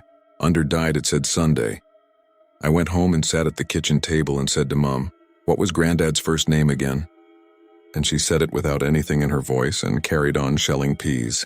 And I looked at the green half-moons and the way the light from the window caught the little white hairs on their pods and thought of the shape of that letter D on the stone. "We'll go see him Sunday," I told her. "Take him to the park. He'd like that," she said. He always liked the ducks. Sunday morning we went. The sky had that fine sharpness it gets in early autumn, the light like glass. Granddad was in his chair and made a show of huffing when I tried to button his cardigan, and then patted my hand with his papery one. He smelled of shaving foam and the talc the carers use. We went to the park. We bought tea that tasted like paper cup and threw bits of stale bread we'd brought in a plastic bag to ducks that didn't need it. He told me the story again of the time he'd put a coin on the railway track and gone back to find it flattened, and something in his father's voice when he confessed had made the world stand still for a second. He laughed at the same place he always laughed. We took him home and Mom made him a sandwich he didn't really want. We settled him in his chair with the telly on. I sat in the corner where the light is worst and watched the clock in the hall. Nothing happened. That's the problem with telling stories like this. Nothing is the thing that happens, and it isn't a thing you can put into a shape. He fell asleep with his mouth open. The TV showed a quiz where people had to name counties and got them wrong in a way that would make him tut. At 5, Mom said she'd do tea. At 6, the carer came and smiled at us both with her tired eyes. At 7, the news had nothing on it that was ours. We went home and Mom said see, and I said see, and the relief was thin and enormous. At 10:30, the care home rang to say he'd passed quietly in his sleep, and Mom put the phone down and made a sound like someone dropping plates. And I stood there and looked at the place where the phone had been and knew exactly which stone the man had pointed to, and exactly what my place in this was, and nothing at all about whether anything we do counts as changing anything or only walking along it with our eyes open. I still see him. Not every night. Not even every week, not always. He is a season I pass through. Sometimes, I'll go a month in which all I do is sit in class and write things and share a packet of crisps with Lewis and kiss someone behind the sports hall and learn to unhook my hand from the feeling I didn't do enough. But then I'll pass St. Mary's and the gate will be open the exact amount the gate has always been open before. And the man in the old uniform will be there with his neat cap and his face not quite there. Like you're squinting at a TV just off channel, and he will lift a hand that points toward a name you know or you don't, and a date you can carry around like a stone in your pocket, or you can throw into the hedges and pretend you didn't hear it land. Sometimes, I think he's a warning, a mercy dressed like duty. Sometimes I think he's a habit the town has, the same way we have the gala in summer and the lights switch on in winter, and the sound of the quarry at night when all else is quiet. Sometimes I think he's what happens when too many people have died on your road, and the old stones get tired of being looked at in only one way. Lewis says he sees nothing most nights and something only when I'm there, and that makes me wonder if this is my job and not his. Reverend Holt moved the candle stand nearer the door sometime in October, and now it's the first thing you see when you come in, as if he knows people like me who don't always want to walk all the way to the front. Often I do nothing with what I'm shown. This is true, and I won't dress it up. You can't fix the shape of the day. You can only turn the attention on it like light. I have knocked on 2 doors and been told to get off the step. I have sent messages that were answered with, "Who is this?" I have stood outside a fish and chip shop and watched a man with the carved name on his shoulder carry boxes to his car and then drive away, and that was all. Somewhere in this is a kindness I can't describe. Last week, I was coming back from the bus into town. There's another bus now, a newer one with a driver who doesn't know our names yet, and I cut through St. Mary's because the hard things become habits and your feet like to find what they know. The gate was open and the path was a straight, clean stroke. He was there as if he had never not been. He lifted his hand and pointed past me, but not to a stone in the old part. He pointed to where the newer graves are, where the names are shiny and cruel. I went because I always go. The stone there was blank, smooth, pale. Nothing was carved on it yet. I looked back at him and he didn't move. I put my hand on the cold of it and wondered if blank can also be a word. I told myself I wouldn't go tonight. I told myself I would take the longer way and listen to the Fletcher Spaniel's bark and watch the light above the allotments, and be a person who goes home and watches the bad quiz shows and eats whatever Mum put in the freezer for tea.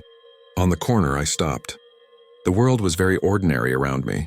Someone had hung washing and the shirts blew in the same small movement they always do. The chippy oil smell was a friendly hand. My phone buzzed in my pocket with someone asking if I'd be out later. I looked at the gate. I couldn't see him yet.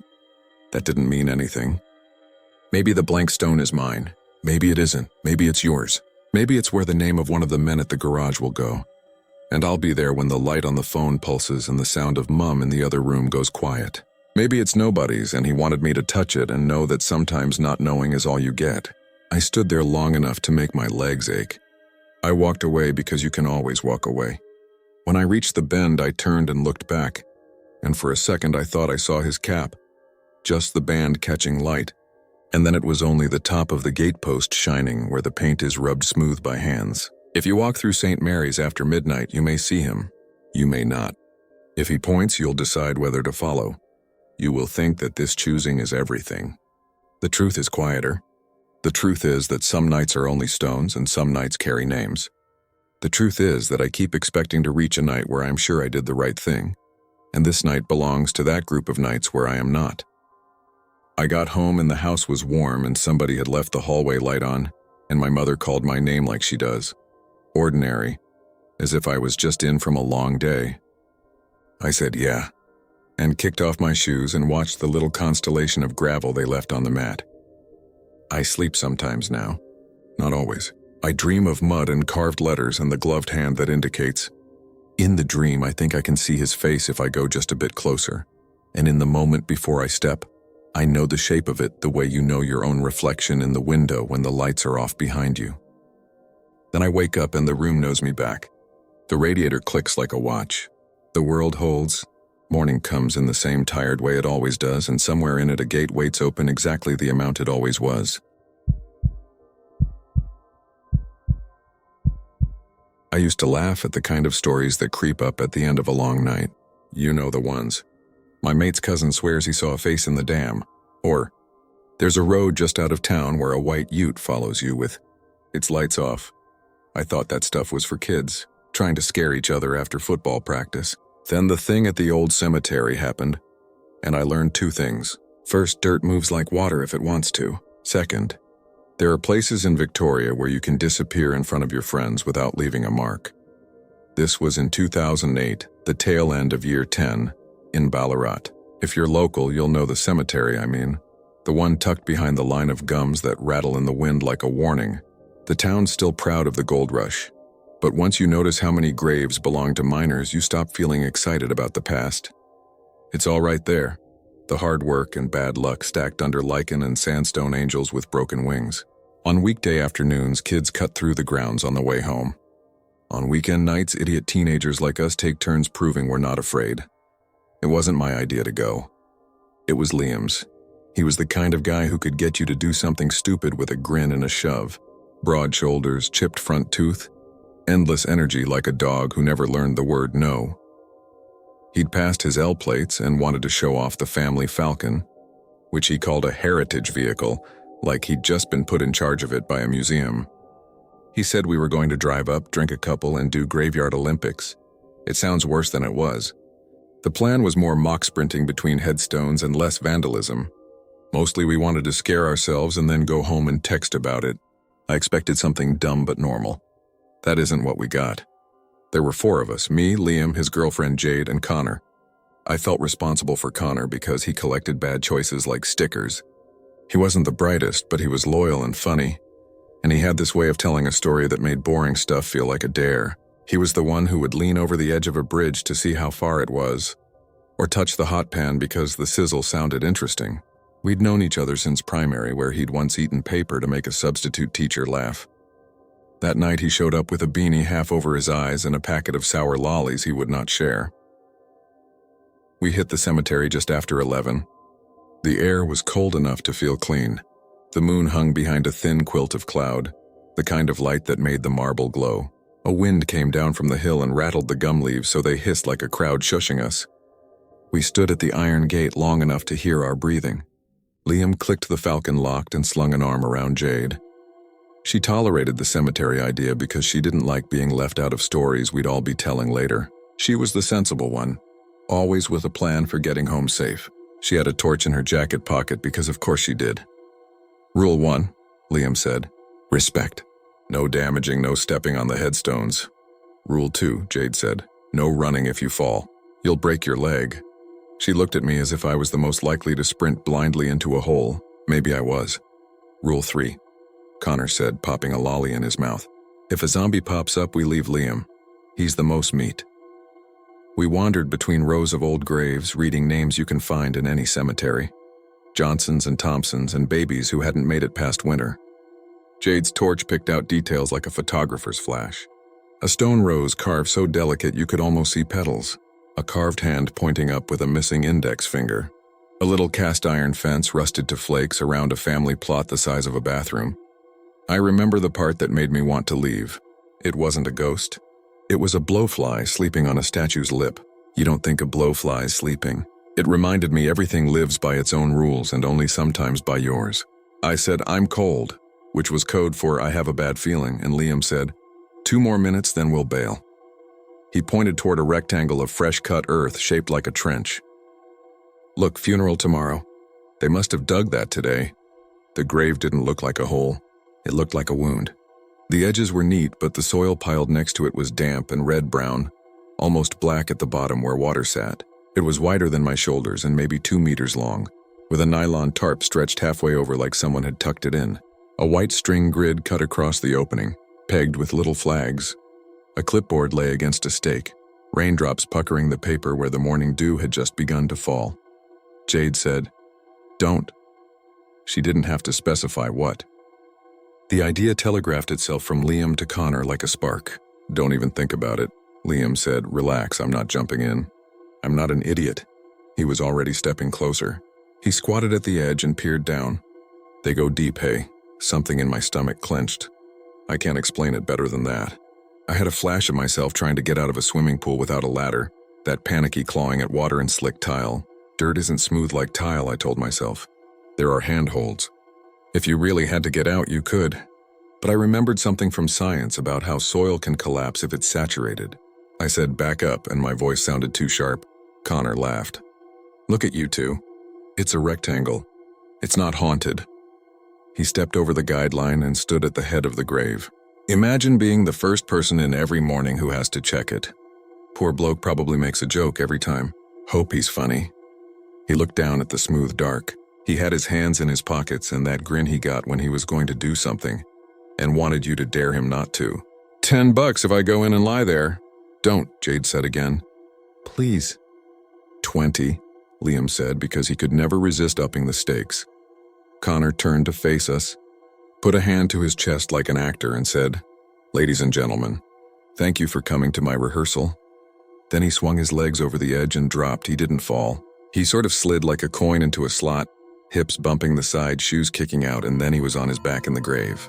He put his hands behind his head and stared up at us with the most annoying smirk I've ever seen. Feels like home, he said. There's a moment after a joke where laughter is supposed to arrive. It didn't. The wind went quiet, which made the sound that came next carry even better. The dirt next to Connor's ribcage gave a small sigh and settled. The movement was ridiculously slight, like someone pressing a pillow down on a sleeping cat. The soil didn't cascade. It leaned on him. Connor's smile stiffened. All right, he said. Okay, help me up.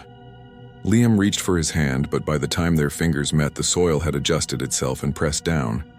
It was absurd and gentle and relentless. It didn't pour. It rearranged as if something vast beneath us had taken a breath. The nylon tarp folded a little. You could hear grains sliding, that soft whisper you get when you pour sugar into a bowl. I can't move my arm, Connor said. He wasn't joking.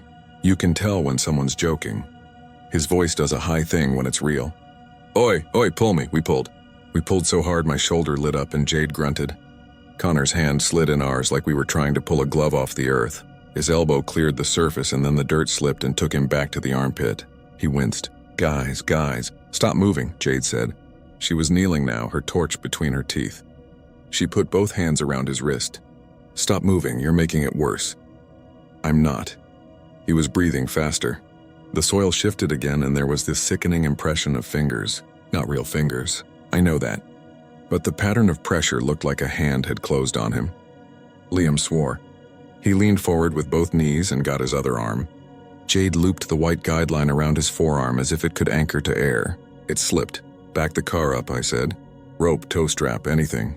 There's jumper cables, Liam said. Then keys, where are my keys? In your pocket, Jade snapped. Go. She didn't look at him. Her torch was in her mouth again and her hair had fallen forward and she was pulling with all the strength in her hands. Connor, breathe. Help, Connor said. It was the first time he'd used the word. He didn't yell. He said it like an apology, and then the soil at his sternum patted him again and you could see the breath go out of him. Not dramatically.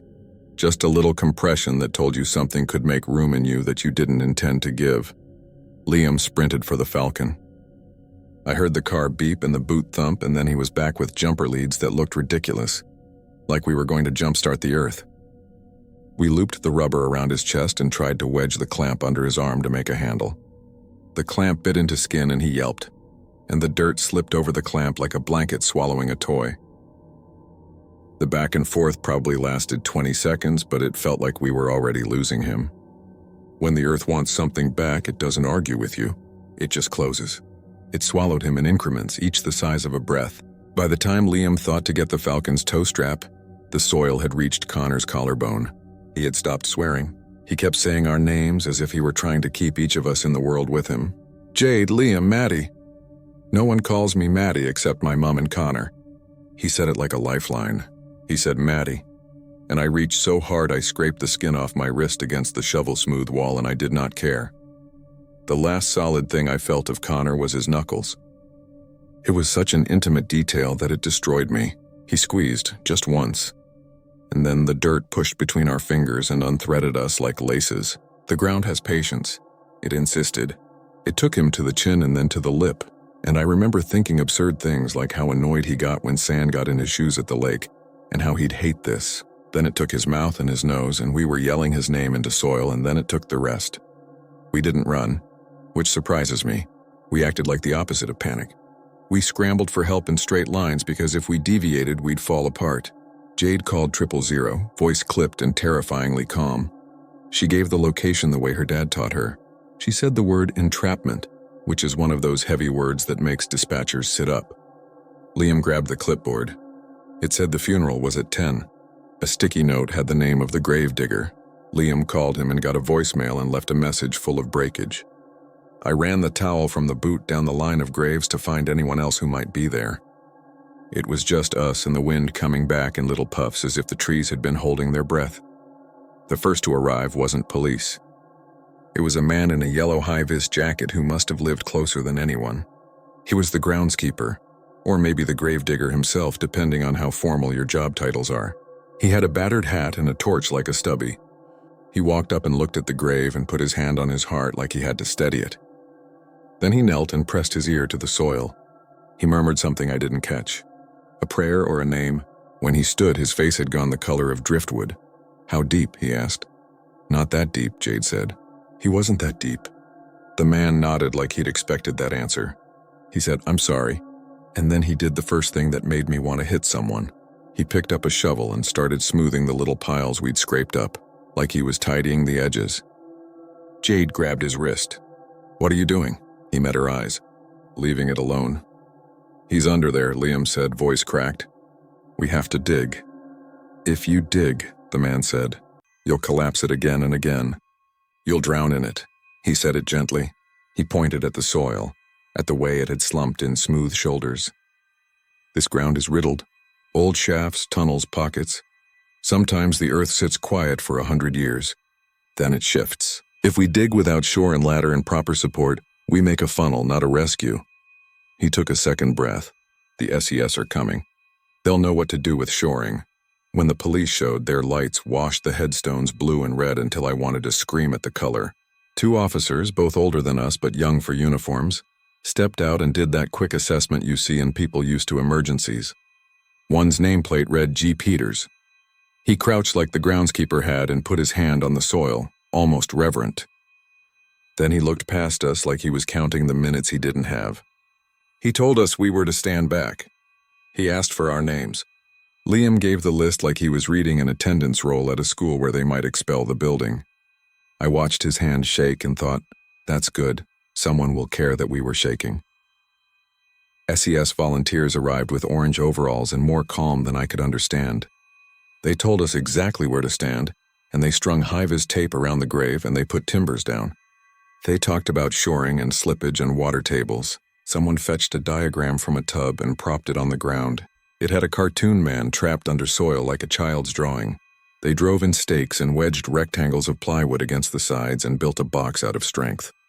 It would have been comforting if the earth hadn't decided it was done with us. They didn't find a pocket. They found firmness all the way down until the head of the shovel rang against something hard the size of the grave. No, not something. Someplace, timber, a plank. The SES woman in charge swore under her breath, then said, historical cribbing, like an apology to the dead. Beneath the grave, old miners had laid timber a lifetime ago to shore in their world. We'd found an echo of a tunnel roof. There was nowhere for a pocket to swallow him except around edges we couldn't reach. The more they shored, the more they risked sliding sideways into void. They stopped. They looked at each other and looked at Peters. "Can you hear him?" Jade asked. It had been 14 minutes since he vanished. 15, 16. I'll be counting those numbers the rest of my life. The SES woman put a thin metal tube into the soil like a listening straw and tilted her head. She blinked. She shook her head. She said she was sorry. She said they would keep trying, but they had to be careful. The words grew formal. Condolence words. Words that smell like hospitals. I don't remember what happened between that and dawn. Someone wrapped a foil blanket around my shoulders. Someone gave Jade water. Liam called Connor's mom and broke in the middle of the first sentence. The groundskeeper made tea in a thermos nobody wanted. The wind was back and it had found its voice. It ran through the gums and sighed like tires on wet road. When the hearse pulled in at 9 for the funeral that was actually scheduled, the whole place went quiet again, like it had before the movement. I'd like to tell you they stopped the burial. I'd like to tell you they exhumed the area, excavated it, scanned it, pulled out our friend, took him to the hospital, gave him back. That would be a story with a clean shape and a moral about safety or listening to your fear. The reality is smaller and meaner. The funeral director walked up, took in the tape and SES and the expressions and spoke quietly to Peters. People began to arrive dressed like they were going to church. An old woman with gray hair touched my arm and asked if I was all right, and I said, "Our friend," and the rest of the sentence didn't know how to come out. Peters squeezed my shoulder once like he meant it and then stood straighter.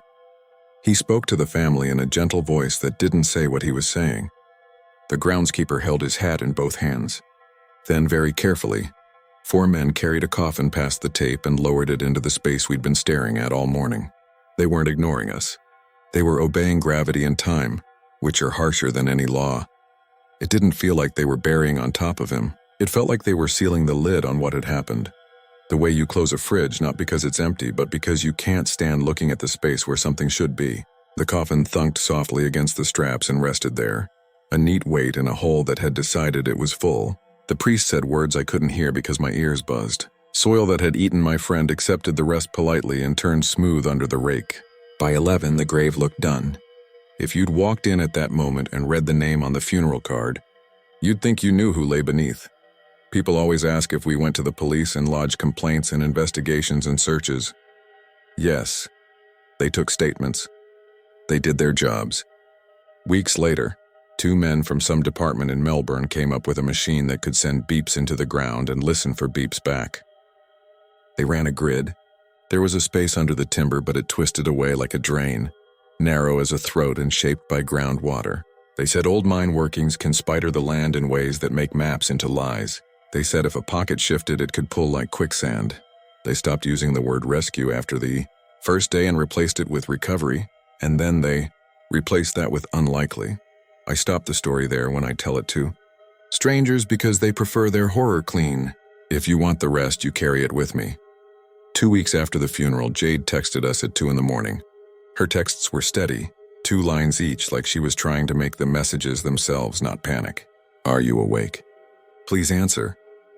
I went out to the porch so I wouldn't wake my parents and called her. She was whispering, which is how you can tell someone is truly frightened in a house full of people who might hear. She said she could hear tapping. I asked from where. She said from my floor. It wasn't constant. It was in groups. 3 taps, pause, 2 taps, pause, 3.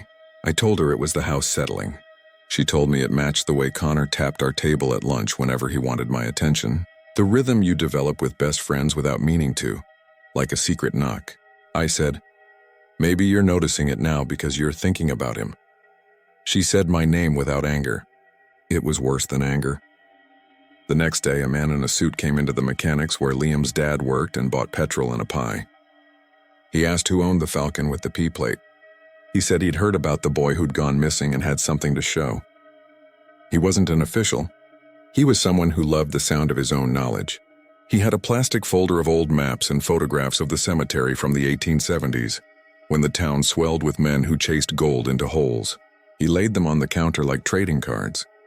He pointed at dark rectangles.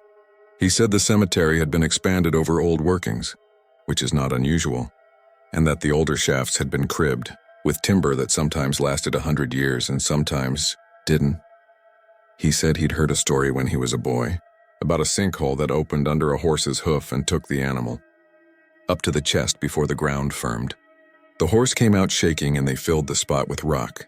He smiled like a magician finishing a trick. Liam's dad asked if his filing cabinet was interesting too and closed the folder for him. He told him to leave. You get good at being in rooms with people who want to help and cannot. Teachers, counselors, uncles with opinions. A lady from church who brings a cake like sugar can patch the hole you carry. They mean well. They stand near you and speak softly. They're standing at the top of the grave. I tried being angry. It worked for a while. I imagined the earth as something with a mind and I wanted that mind to suffer. I would kick at divots in the oval and picture groundworms as tendrils I could snap. It felt ridiculous to be at war with dirt. We are all going to be in it one day. That doesn't mean you forgive it for being greedy. 3 months after the burial, I went back. I know how that sounds, but it was winter and early morning and no one would be around to tell me to leave. I wanted to stand there and say something simple that would let us both go. The air bit my cheeks. My breath came out like steam. The cemetery felt quieter than it ever had, like a building before opening time. I stood at the grave and the headstone above Connor's name. It wasn't his headstone. It never will be. The family whose loved one lay officially beneath had had the inscription carved by then. A man's name and dates and the words dearly missed. I said I was sorry I couldn't smile at him. I said his family didn't ask for any of this. I put my hand on the soil and it was cold and firm. For a second that broke me. It felt like a shoulder, not someone's shoulder. That shape of human solidness you feel leaning against someone you love. I wanted to sink into it, the way you want to crawl back into bed when the alarm goes and it's raining. There's a hollow feeling you get in your stomach sometimes when you stand on a cliff or a balcony, and a part of you that means you harm whispers, jump. In the cemetery, I felt that feeling go the other way. I felt the ground thinking of me. It was not malicious. That made it worse. It was indifferent. The way a wide river is indifferent when you step into it with your clothes on. It receives you. It does not argue. I don't know if what happened next happened. I can tell you what I heard and you can decide. I heard tapping under my feet. Not loud, not close. 3, pause, 2, pause. A rhythm dumb as a nursery rhyme and smart enough to unmake me. I went dizzy. I crouched. I put my ear to the earth. It was cold and I could smell clay like wet hands and I heard it again. Faint and respectful, the way you knock on a door when you do not want to wake the baby inside. I said his name. I said it with my mouth against soil so the word went where it needed to. I said a mate. The tapping stopped like someone had turned away. I didn't tell anyone about that for a long time, because there's only so much you're allowed to ask other people to carry. I tell you now so I don't have to keep it by myself. Sometimes I dream I'm the groundskeeper, and I have a set of keys that open boxes inside other boxes, and the last box is the ground, and when I unlock it, it swings up, and what's inside is light. Sometimes I dream I'm the man in the suit with his plastic folder, and all the photos slide off the counter and reveal a map with my name on it, and the lines wind under pages and into air like veins. Mostly I dream of the moment when his knuckles left mine and I had to decide to keep holding something that wasn't there or let go. Last month, Jade sent me a video from her phone. She was at the cemetery in daylight with her dad, who still doesn't love her going there, and she filmed the plot for 30 seconds.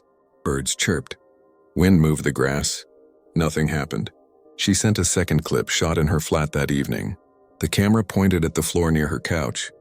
Her voice said, "Listen." At first I heard nothing. Then I turned the volume up. You know the pattern. 3 and 2 and 3. I texted her to ask if she was okay. She sent back a heart and the words, "I am when we answer." Here's the part I don't know how to make tidy. The priest from the funeral came to see us individually months later. Like he was doing a round of follow-ups. He didn't try to sell God. He sat at my kitchen table and took his collar off and called the situation terrible, like he was pulling nails out of wood. He said, "There's a line we use, ashes to ashes, dust to dust, that comforts people, but it's always seemed like a threat to me," and I loved him for admitting it. He asked if we had a ritual of our own. I said we text each other when we get home late so no one lies awake with a story. He said that counts. Then he said something I keep repeating to myself when the sound under the floor stiffens me. He said the earth doesn't keep us. We keep each other. If you're waiting for me to tell you not to go to cemeteries at night, fine, here it is. Don't. It won't make you brave. It won't make you interesting. It will make you familiar with how fast a joke becomes a silence. But the truth is, you can be taken on a Tuesday at lunch by a world that decides it wants a piece of you back. It can happen in a grave or at the beach or on the highway when the tires hum a note you can't unhear. What you can do is stand near someone and hold their hand until the last second you are allowed. You can answer when they knock, even if the knock is thin and far away and the answer is just your palm on a floor tapping back. Sometimes, when I'm alone and the house is quiet and a tram rumbles down the street soft as surf, I put my ear to the carpet and close my eyes.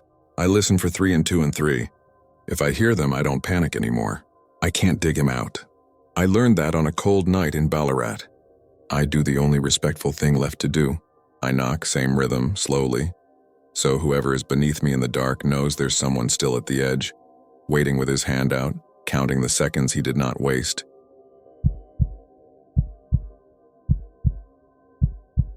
I've gone back and forth about posting this because I know how it's going to sound.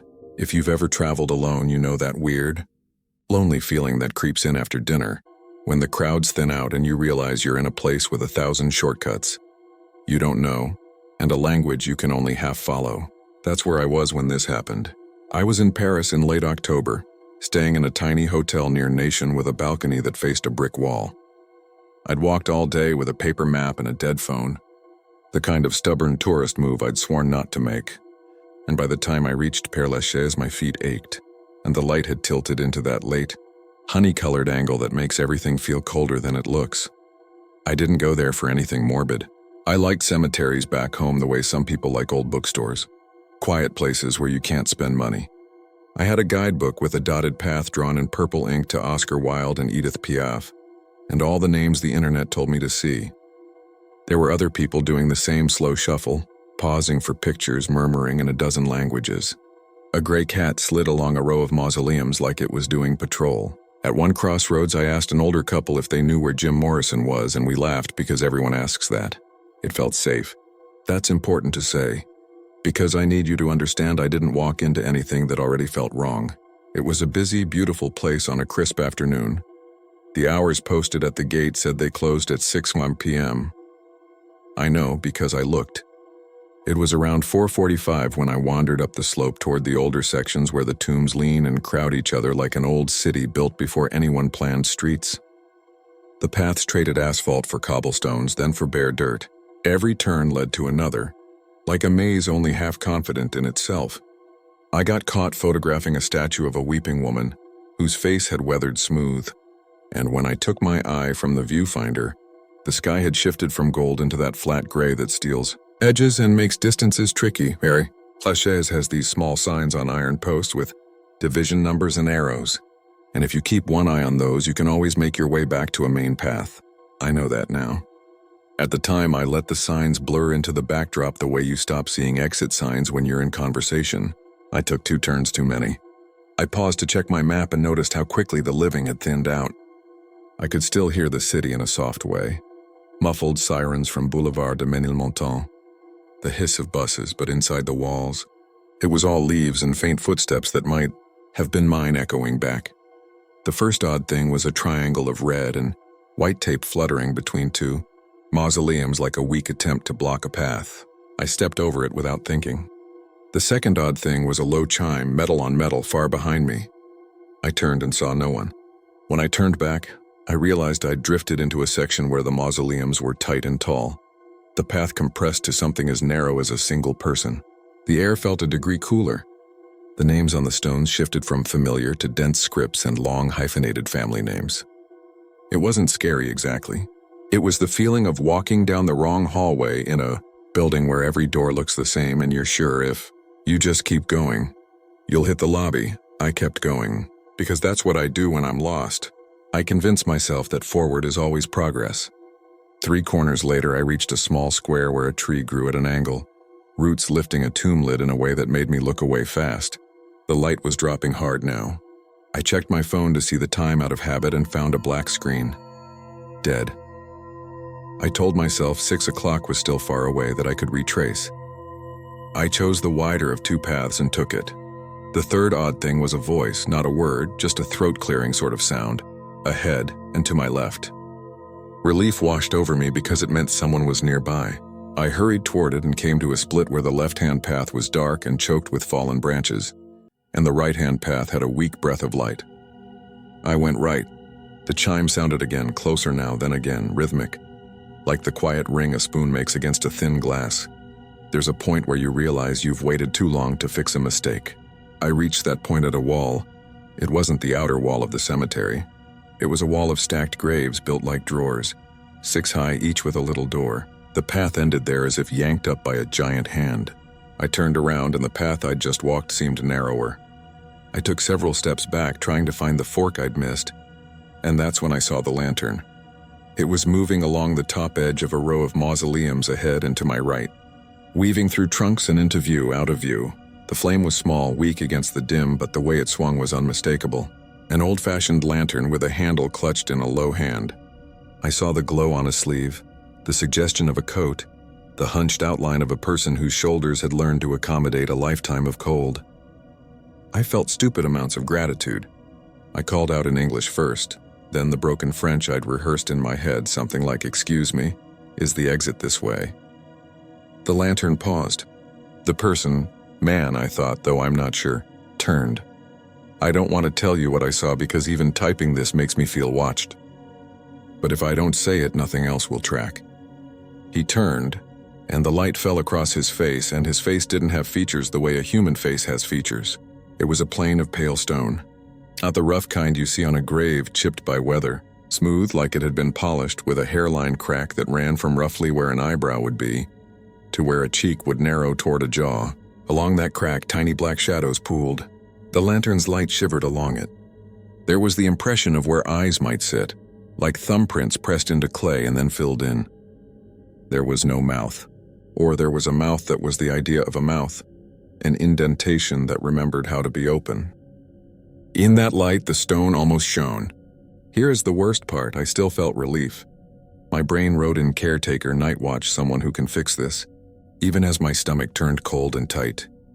He lifted the lantern just enough so that the flame sat between us and I could see the ironwork around glass, the tiny soot crescents on the panes. I stepped closer because stepping back would have admitted that I'd seen what I'd seen. "I need the exit," I said, my voice too loud in the narrow way. "I think I'm lost." I expected a shake of the head, a gesture. He lifted the lantern higher and the light fell on the doors around us, then up, until it licked the side of a name slab above my head. There are thousands upon thousands of names in that place. Names from centuries back, names with accents and hyphens and family titles. The one I saw directly over me was mine, not just my last name. The full name my mother uses when she wants my attention. The letters were stiff and strange in that thin chisel font, but there they were, carving light out of dark. Under it, 2 dates separated by a dash. The first date was my birth date. The second was blank. You know how sometimes your mind splits and runs parallel? One part of me went cold and clear, taking in the way the stone had a smear like someone's thumb had just pressed there and left a crescent of damp. Another part of me rejected everything and thought souvenir prank. the way tour groups do those photo inserts at tourist traps. Both parts of me stood still long enough for the lantern to raise higher still, high enough that I realized it wasn't lighting anything it touched. The flame reached, and tombs all around us answered like metal answering a tuning fork. Inside mausoleums and through iron grills and behind the little glass doors of votive niches, light bloomed where no candles sat. It was not fire. It was the memory of fire. The air shifted. It smelled like cold stone rinsed with old flowers and something like the bite of a winter match. I said something that wasn't language, and the lantern moved, just an inch, and from that inch, a wave went out. I saw light lamp-like behind frosted panes 2 rows to my left, then 3 to my right, then across the square where the angled tree leaned, then down the path I'd come like a whisper retreating. Either I began shaking or the ground did. The face, it's easier if I keep calling it a face, tilted a fraction. The crack caught the light, and for a second I thought I saw movement inside it, like thin things shifting as if something was waking up behind stone. I've been asked, by the one friend I told first, if maybe it was a mask, if some lunatic had put on a sculpted mask to scare people. I wish. The stone wasn't on a face the way a mask sits. It was the face. The neck beneath was wrong, too straight, too smooth, like those alabaster busts in museums where the fabric and the skin are all one material. He moved like weight moves, not like muscle moves. There was a drag to it and a heaviness that made the air bend. He didn't gesture like I expected. He tilted the lantern toward the path behind him, and without thinking, I stepped in that direction. I think I responded to the idea of being led the way a tired person responds to a bed. We passed a zinc door with a bas-relief angel whose eyes had been scraped off by weather into pits. The light in the angel's shallow hand guttered and went bright again. Off to our right, another path branched, then another. The lantern kept to a route that felt wrong. Where I would have taken the straighter option, he chose the narrow. Where the division sign arrows pointed one way, we veered away. Somewhere behind us, a motor coughed twice. The sound of the city entered and receded, as if the trees were pushing it back. I tried to think who else I'd seen last. A teenager in a beanie balancing on a low wall, 2 women arguing quietly over a map, the gray cat, the older couple laughing at me. Had they all gotten out? Was someone worried? My friend Elise was meeting me for dinner near Bastille. She'd texted me a thumbs up at 4 and then nothing. I imagined her calling my international number and hearing it go to nowhere. I tried to talk to the figure again. Are you the guardian? And the sound of my voice came back to me like a borrowed thing. He raised the lantern in a small notch of movement that could have meant yes, no, wait. The path opened slightly and then squeezed again, hedged by tombs so tight you could press your palms flat to both sides. I did to steady myself. The stone was slick and cold and faintly damp. When I took my hands away, gray dust clung to them in prints. The dust tasted sour when I licked a finger without thinking. We came to a small intersection marked by a cast iron post with an oval enamel plate, Division 69. There was an arrow. Under the plate, someone had tied a plastic bouquet whose colors had done that bleached-out thing plastic does in the sun. The plastic rattled in a breath of wind that didn't touch the hair on my arms. Beyond the sign, the trees rose and interlaced, and in the weave was a patch of sky bruising toward full dark. The gate would be shut now, I thought. I didn't know if they sweep the grounds or if they lock it and leave you for the night. I didn't want to know.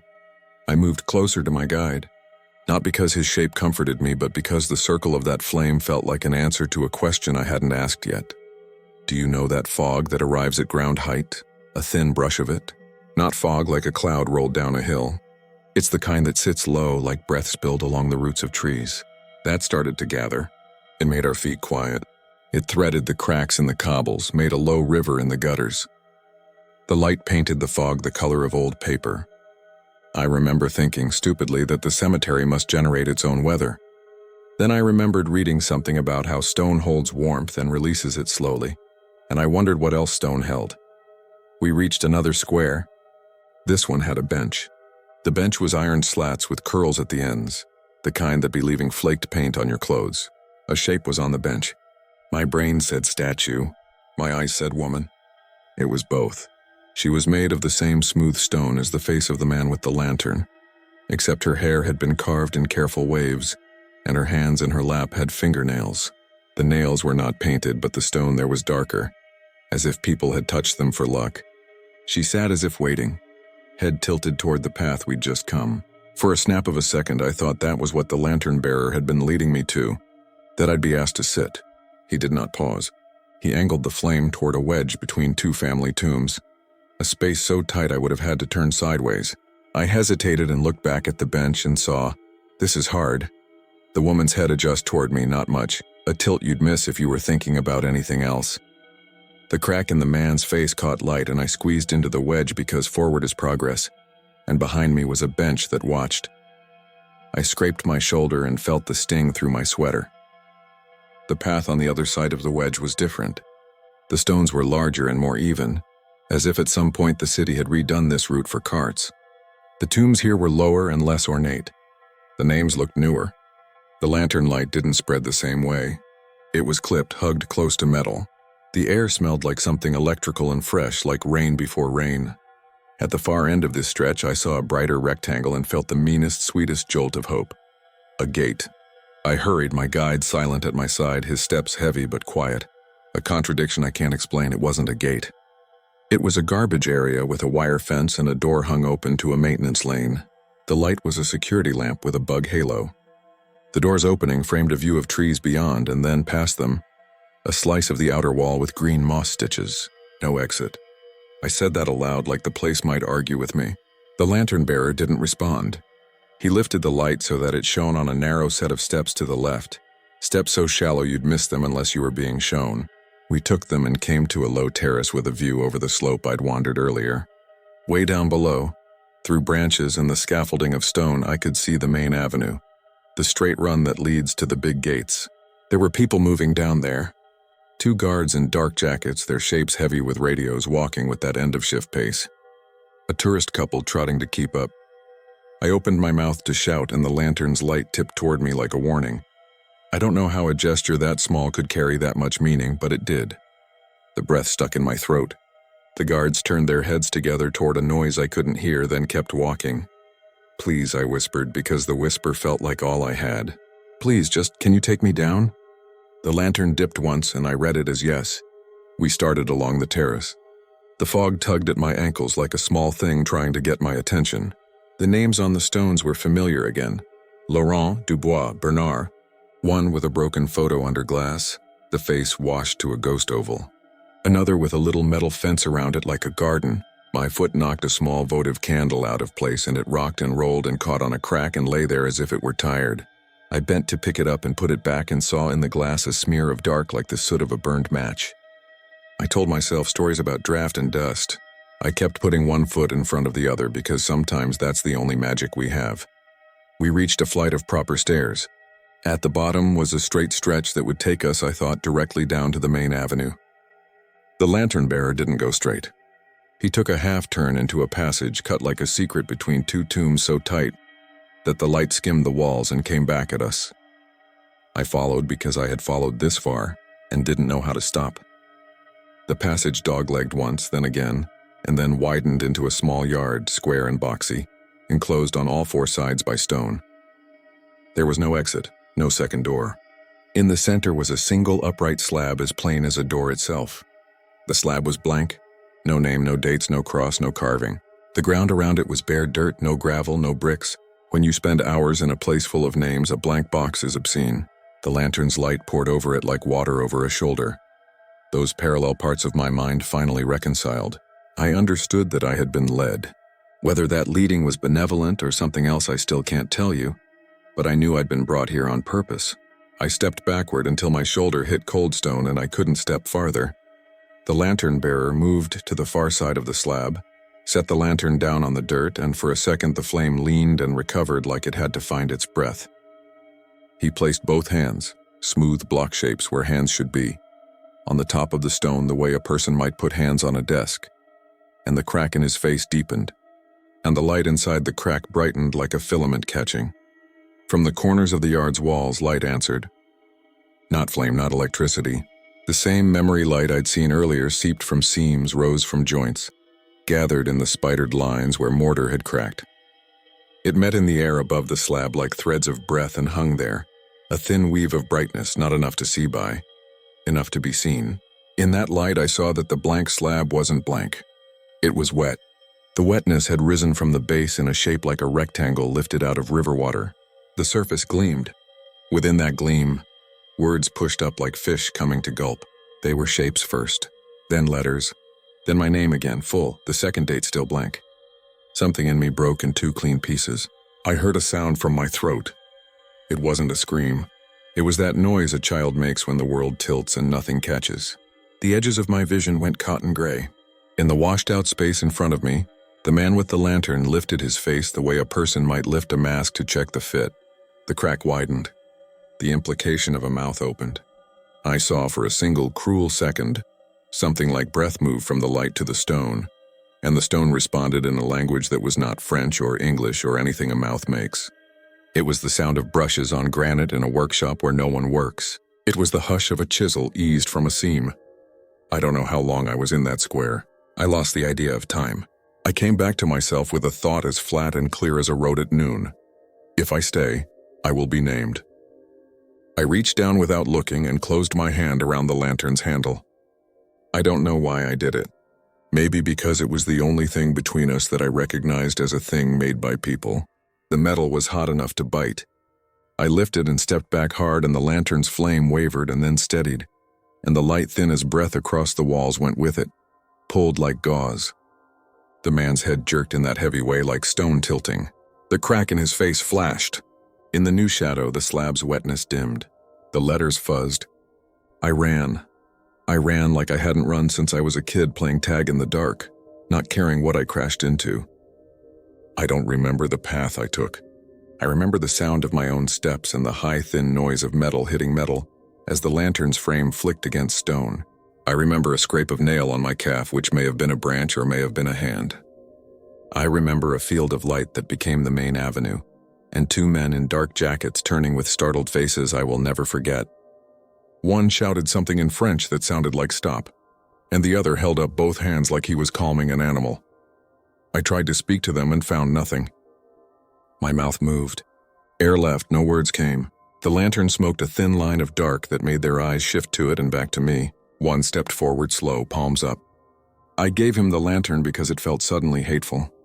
He took it like it was a baby about to cry and set it on the ground. The other one looked over my shoulder into the dark behind me, and his expression changed in a way I think about when I wake at 3 a.m. He didn't look like a man seeing a person. He looked like a man seeing a storm build out of nowhere. They led me to the gate. The big, beautiful gate was closed, but there was a small door set into it with a lock, and the lock clicked and the door swung, and we were out on the sidewalk where the world moved as if it had never stopped. A woman in a scarf brushed by me in a hurry. A kid on a scooter kicked off. The blue light of a pharmacy sign pulsed. The guards asked me questions. They were kind about it. They asked if I'd fallen, if I needed a doctor, if there was someone to call. I shook my head and nodded in a way that made no sense, and then tried to speak again, and made a sound like an air leak in a tire. They brought me inside a small office that smelled like coffee and dust. The lantern sat on a shelf, dark now, as if it had always lived there. One of the guards, the taller one with graying hair at his temples, dialed a number and spoke into the phone and said something about un touriste and the words Purdue and chalk. And then he looked at me with a softness I don't deserve and said, in English, "It is okay. Elise found me there an hour later." After the guard called the number, I wrote on a piece of paper in block letters. She said I looked like I'd been rolled in flour. My clothes were gray with dust. There were gray prints on my hands where I'd grabbed stone. There was a neat, thin scrape on my shoulder that had bled exactly once and then stopped. She took me back to the hotel in a taxi. I drank water while she made me do the thing you make kids do after they hit their head. Follow her finger, say my name, hold up 3 fingers. I couldn't say my name. I could think it. I could see it. I could not get it past my lips. For 3 days I could not say my own name. I could say other words. I could say coffee and metro and thank you and please in 2 languages. I could say my friend's name and the name of the street our hotel sat on and the word for key. When I tried to say my name, my mouth would shape the first sound and then stop like something held it by the root. On the morning of the 4th day, it came back in the shower. I said it aloud by accident, the way you talk to yourself when you drop the soap. It burst out and echoed off tile, and I started shaking so hard I had to sit on the floor. Elise hammered on the door and I said it again through the steam just to be sure. I didn't go back to Père Lachaise. I finished the trip with small normal things. Hot chocolate at a counter, a long walk by the river. a museum where people took pictures of paintings more than they looked at them. On the plane home, I woke from a nap with the sour taste of stone dust in my mouth and had to breathe into a paper bag until the panic let go. At home, I put the guidebook in a drawer and then moved it to the back of the closet with the winter boots, because I didn't like the way it felt to touch the paper. The part I haven't told anyone except here is this. The week after I got back, I went to visit my grandmother's grave. Different country, different city, a small green cemetery with a white fence. I took flowers the way she liked them, badly arranged and too bright. I stood there with my hands jammed in my coat pockets against a wind that felt older than the trees. I said my name out loud once to see if it still belonged to me. It did. When I turned to go, I realized the path I'd taken in was not the one I thought I'd taken. The little sign that should have said Section B said Section D. I made a square by accident and came back to where I started without meaning to. It was nothing. It was a trick of layout. That's what I tell myself. But when I walked past the maintenance shed on my way to the car, I glimpsed a shape through the open door. Hanging on a nail was a lantern. Ordinary. Modern aged metal with glass panels fogged by dust. Nothing like the one I held in Paris except for the shape of it, the way the handle curved for a hand. The groundskeeper saw me looking and said, "Old thing still works when the power goes," and smiled and went back to his work. And the sound of a small chime came from inside like the thin ring of one tool brushing another. I think about the blank slab sometimes. How blank isn't the same as empty?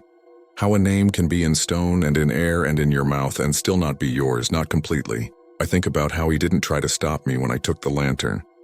How he let me lead the light away, how maybe that was the point. How maybe the place only asks that you carry a little of it out. Like pollen on a sleeve, like dust in a line on your palm. I have scrubbed my hands since then 1,000 times. The dust is gone. The smell revisits when the house is very quiet. A whiff of damp mineral and old flowers, then nothing. I can speak now. I can say my name to strangers with my hand out and a smile. I never look at the stone behind their shoulder in case it's already there. I don't walk after closing in places where paths multiply. When I hear the small sound of metal on metal in a quiet room, I turn on a light. It makes no difference. Light is just what names look like when they are thinking about us. If you go to Paris, go see the beautiful things and take your pictures and eat your pastries. If you go to Père Lachaise, make sure you leave before the hour. If you see a lantern where there shouldn't be one, go the other way, no matter how tired you are, no matter how much you want someone to lead you out. And if you don't, if you find yourself following because the flame looks like the only true thing left in the world, remember this one thing. When the light gathers where there are no candles and you see letters swell on a stone that should be blank, do not say your name. Do not even think it. Names are traps that open from the inside. Once they have you, they never stop spelling.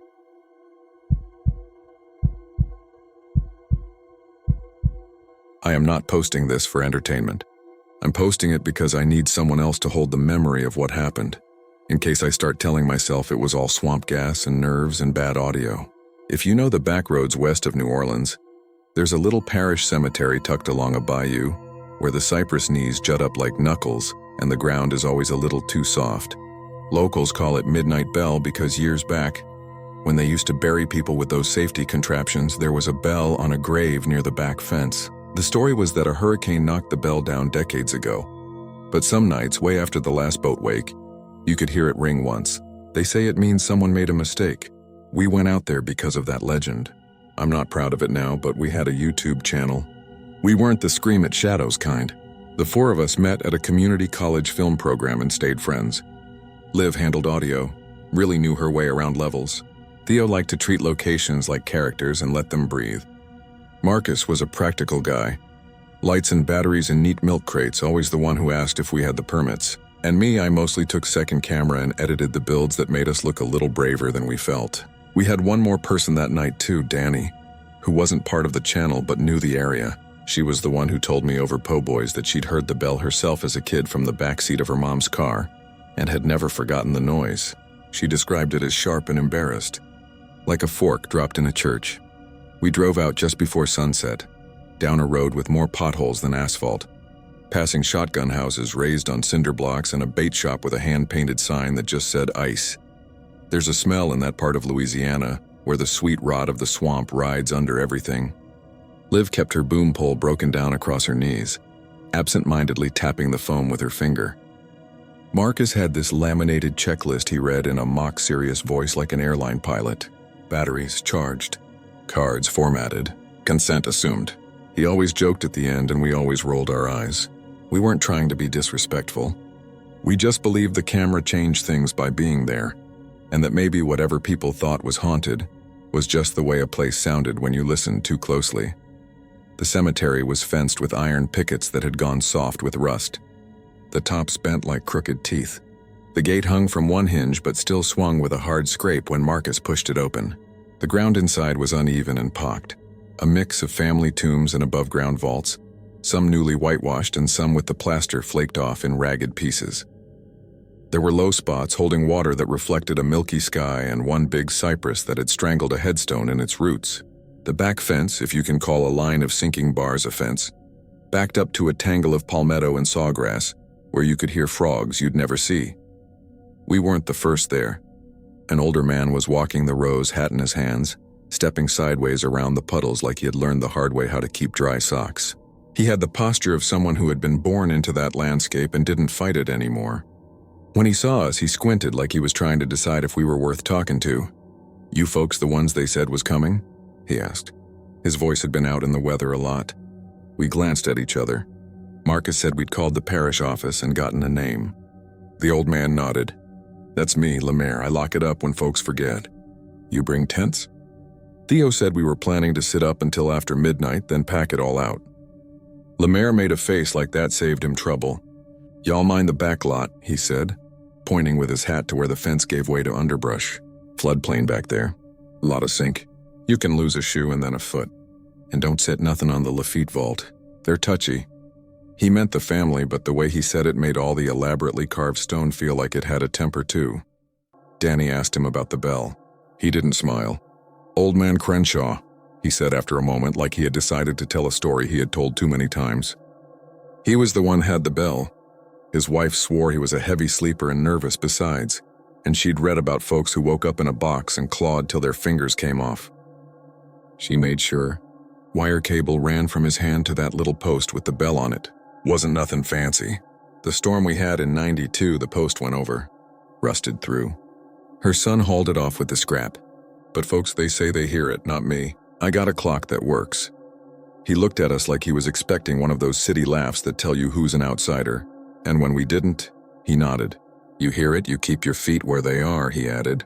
"That mud out back, it don't forget a footprint." He left before full dark, after checking a latch on a little crib-sized tomb and tucking a bouquet of plastic flowers out of the wind. When the sound of his truck died down the road, the cemetery got that hush that isn't silence, just all different living things taking their turns. The air felt heavy on the back of my neck. Mosquitoes woke up in a black cloud. Marcus and I set tripods.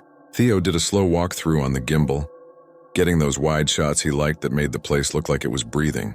Liv tested levels, her headphones crooked so one ear could stay with us. Danny made herself useful, tying a bit of flagging tape to a bent fence post so we'd see it if our eyes got weird later. We left a zoom recorder on the big vault under the cypress with a dead cat windscreen even though there was no wind. We put another near the back fence pointed toward the palmetto. Marcus rigged a cheap motion sensor by a sunken crypt that looked like a little stone house swallowed up to its eaves. It was the only one with iron bars across the front like a mouth. Theo set a static camera facing it and another one aiming back at us, because if he'd learned anything, it was that the interesting stuff happened in the corner of the frame while you were trying to be cool in the middle. Danny didn't like that crypt. I didn't either, but I kept my camera on it like a dare. The plaque above the bars was worn too smooth to read in the dark, and something about that made me feel like the names inside didn't want saying anymore.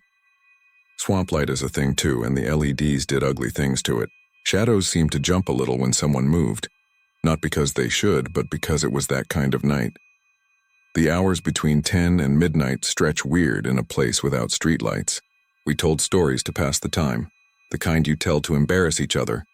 Old class jokes and a story of Theo's about almost getting arrested for filming a church in Baton Rouge because the pastor thought a gimbal was a weapon. Every now and then a boat would drone somewhere past the trees and you'd get a ripple in the frogs. Then they'd start again. One voice and then another until the whole chorus synced up. It was more alive than any of us felt. Once a truck went by on the road and you could see, just for a second, a long white bar of light sweep across the tops of the headstones like a reading lamp in a library. And then it was gone. Around 11:40, the air changed. I have no better way to say it than that. You know when you swim and there's a colder layer down below and you drift into it without meaning to? It was like that. A different temperature moving across us at knee level, and we all felt it because we all stopped talking. Liv glanced up from her recorder and I saw her reach for the gain, like she was trying to catch something slipping past. Theo mouthed, "Did you hear that?"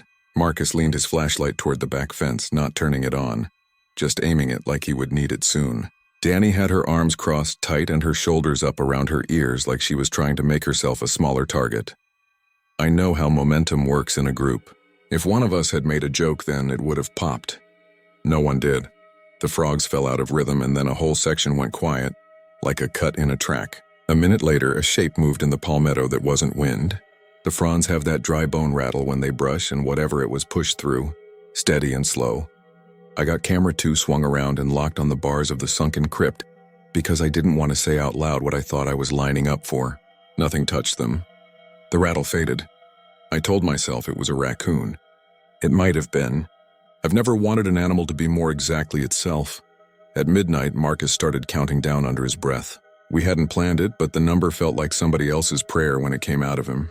He was off by 2 minutes because his phone time didn't match Theo's watch and nobody said anything about that at the time. All I knew was that somewhere after midnight, when the 13th minute finally passed, I started to feel stupid.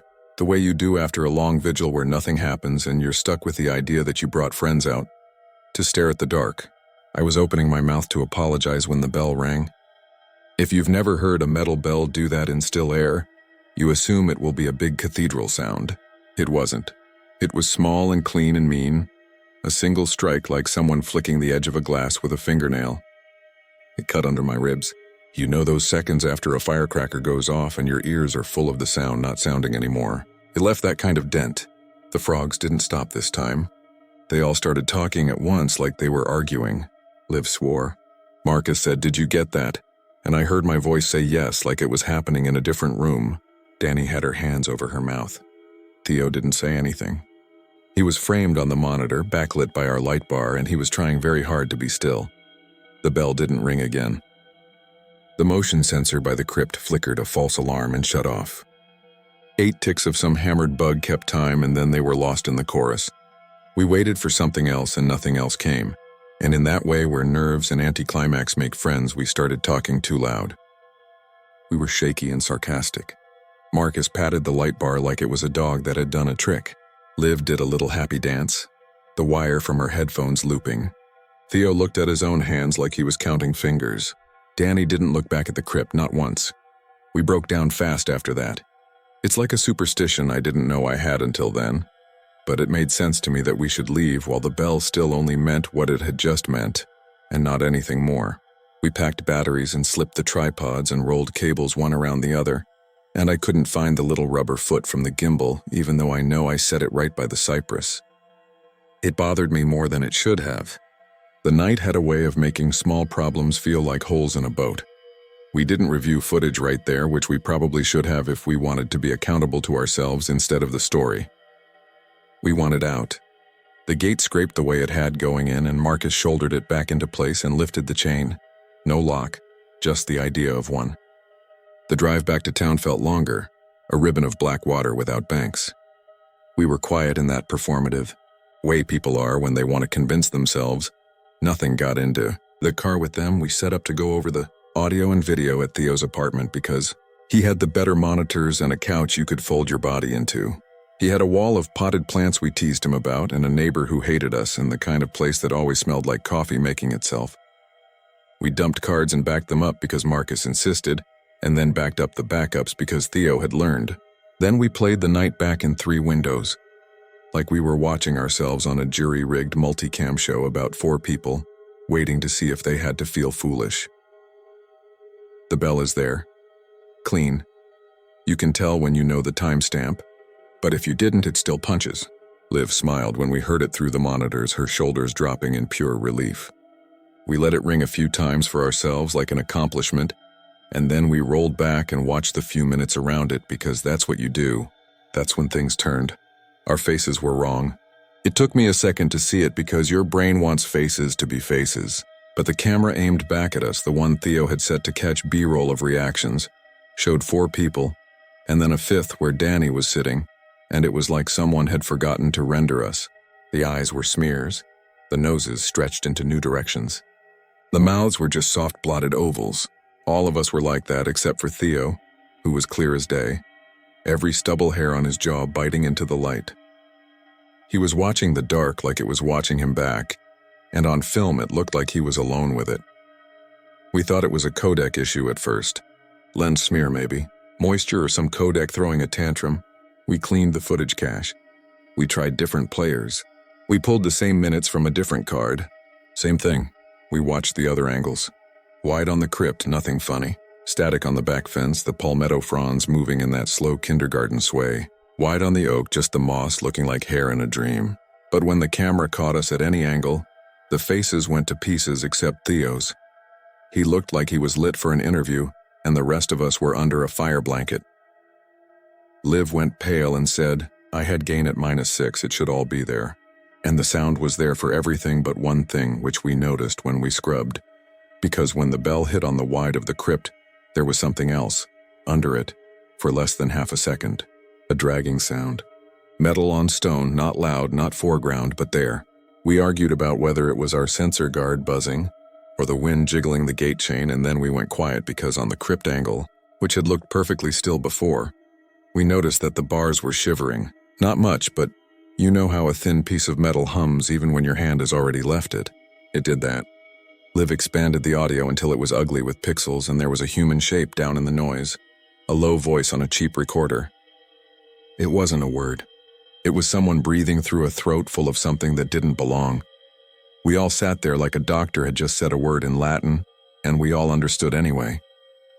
Theo didn't say anything. He rewinded the footage, played the bell again, and watched himself not flinch.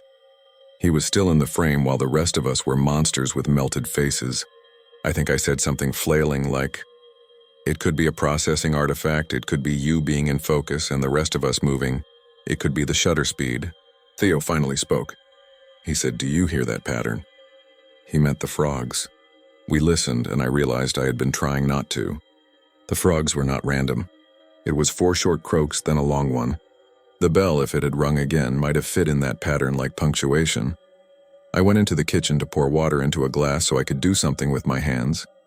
There were clean forks in Theo's drying rack and they looked like they were leaning all the same way. I stood in there longer than I needed to. When I came back, Danny was standing up and putting her jacket on. She was always the one who didn't like to be the first person to leave, but she was that night. She said, I have early going. She hugged Liv and nodded at Marcus and didn't look at the screens. She looked at Theo and said, don't go back out there. He said he wouldn't, and we all told ourselves we believed him. We planned to meet the next day and go through the long versions, pull frames, write a rational description that made it a good story that was still safe. Around 2 in the morning, I texted a clip to our little group chat anyway, the bell and the breathing noise under it, with a caption that was just, what do we call that? And then I set my phone face down and tried to sleep. My apartment backs up on a canal. Water always makes noise. I'm from land that doesn't, so I never had learned to ignore it. I lay there and heard what sounded like someone trying a doorknob that wasn't there because the doors are sliders. And then a bigger frog opened its throat and freighted the night with itself, and then, if you think I'm making this up, then I wish I were. The high metal tick of something small, striking something hollow once. Not near, not in my room, but unmistakable. The next morning I was late to Theo's because I had to stop twice for stomach cramps. When I got there, a cop was parked outside and the neighbor we hated was standing on the gallery with her arms crossed like she had finally won a battle. None of us knew we were fighting. The officer didn't ask me anything because I didn't say anything to make myself relevant. I just dialed Theo 15 times until his voicemail said the same tired sentence he'd recorded 2 years ago. Marcus got there before Liv and went up with the officer. When he came back down, his face had the gray look you see on people who don't have room inside for the picture they've just put there. He said there had been a fall. Plant stand or shelf or something he'd been on to fix a ceiling hook, he said. It wasn't his words. He was repeating something he'd been told and trying to stuff the rest of it into the bag. You can tell me coincidence.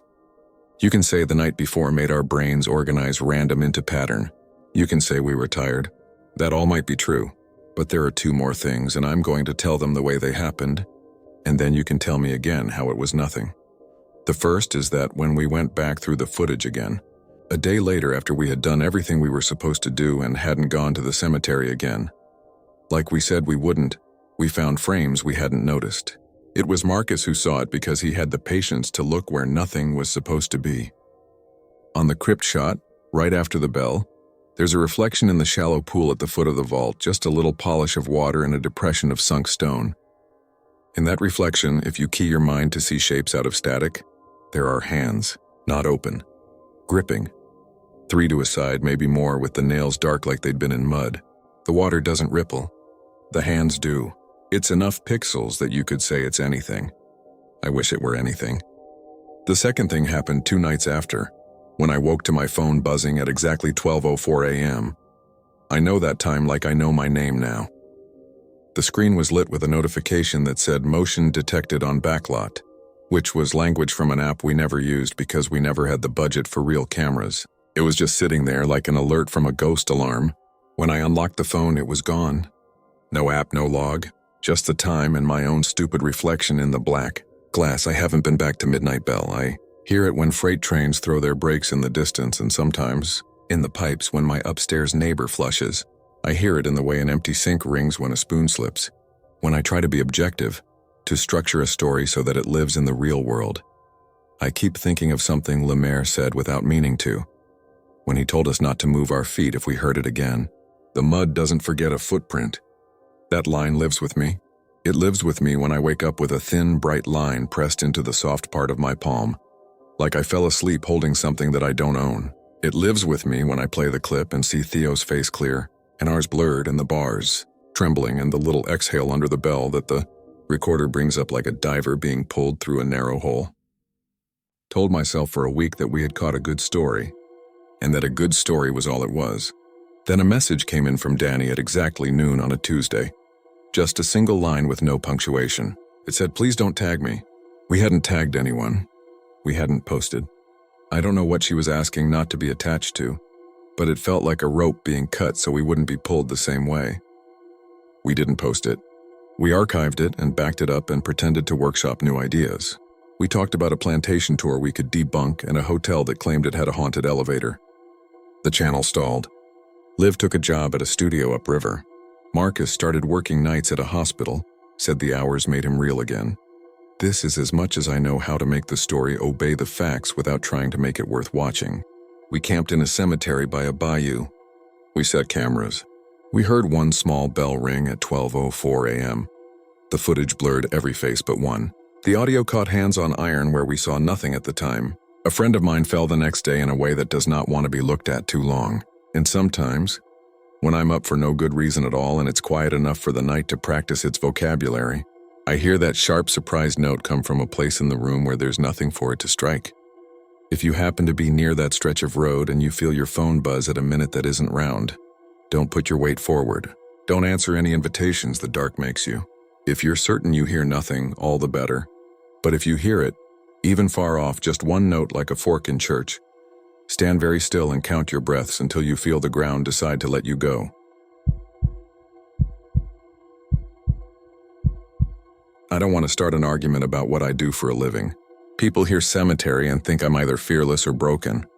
Truth is, most nights are just cold air and the sound of foxes moving through ivy. My name's Liam. I'm 40, divorced, and until last year I was the bloke with a torch and a ring of keys at Highgate. Not the famous ghost hunter sort, the kind that comes with thermometers and YouTube channels. I mean the person who locks the gates, tells teenagers to put the whiskey away, and asks dog walkers to mind the graves. It's simple work if you don't mind quiet. I like the quiet. I used to. Highgate's got 2 sides, east and west, sliced by Swain's Lane. The west is older, almost theatrical with its Egyptian avenue and the circle of Lebanon. Those vaults sunk into the slope like a honeycomb for the very rich.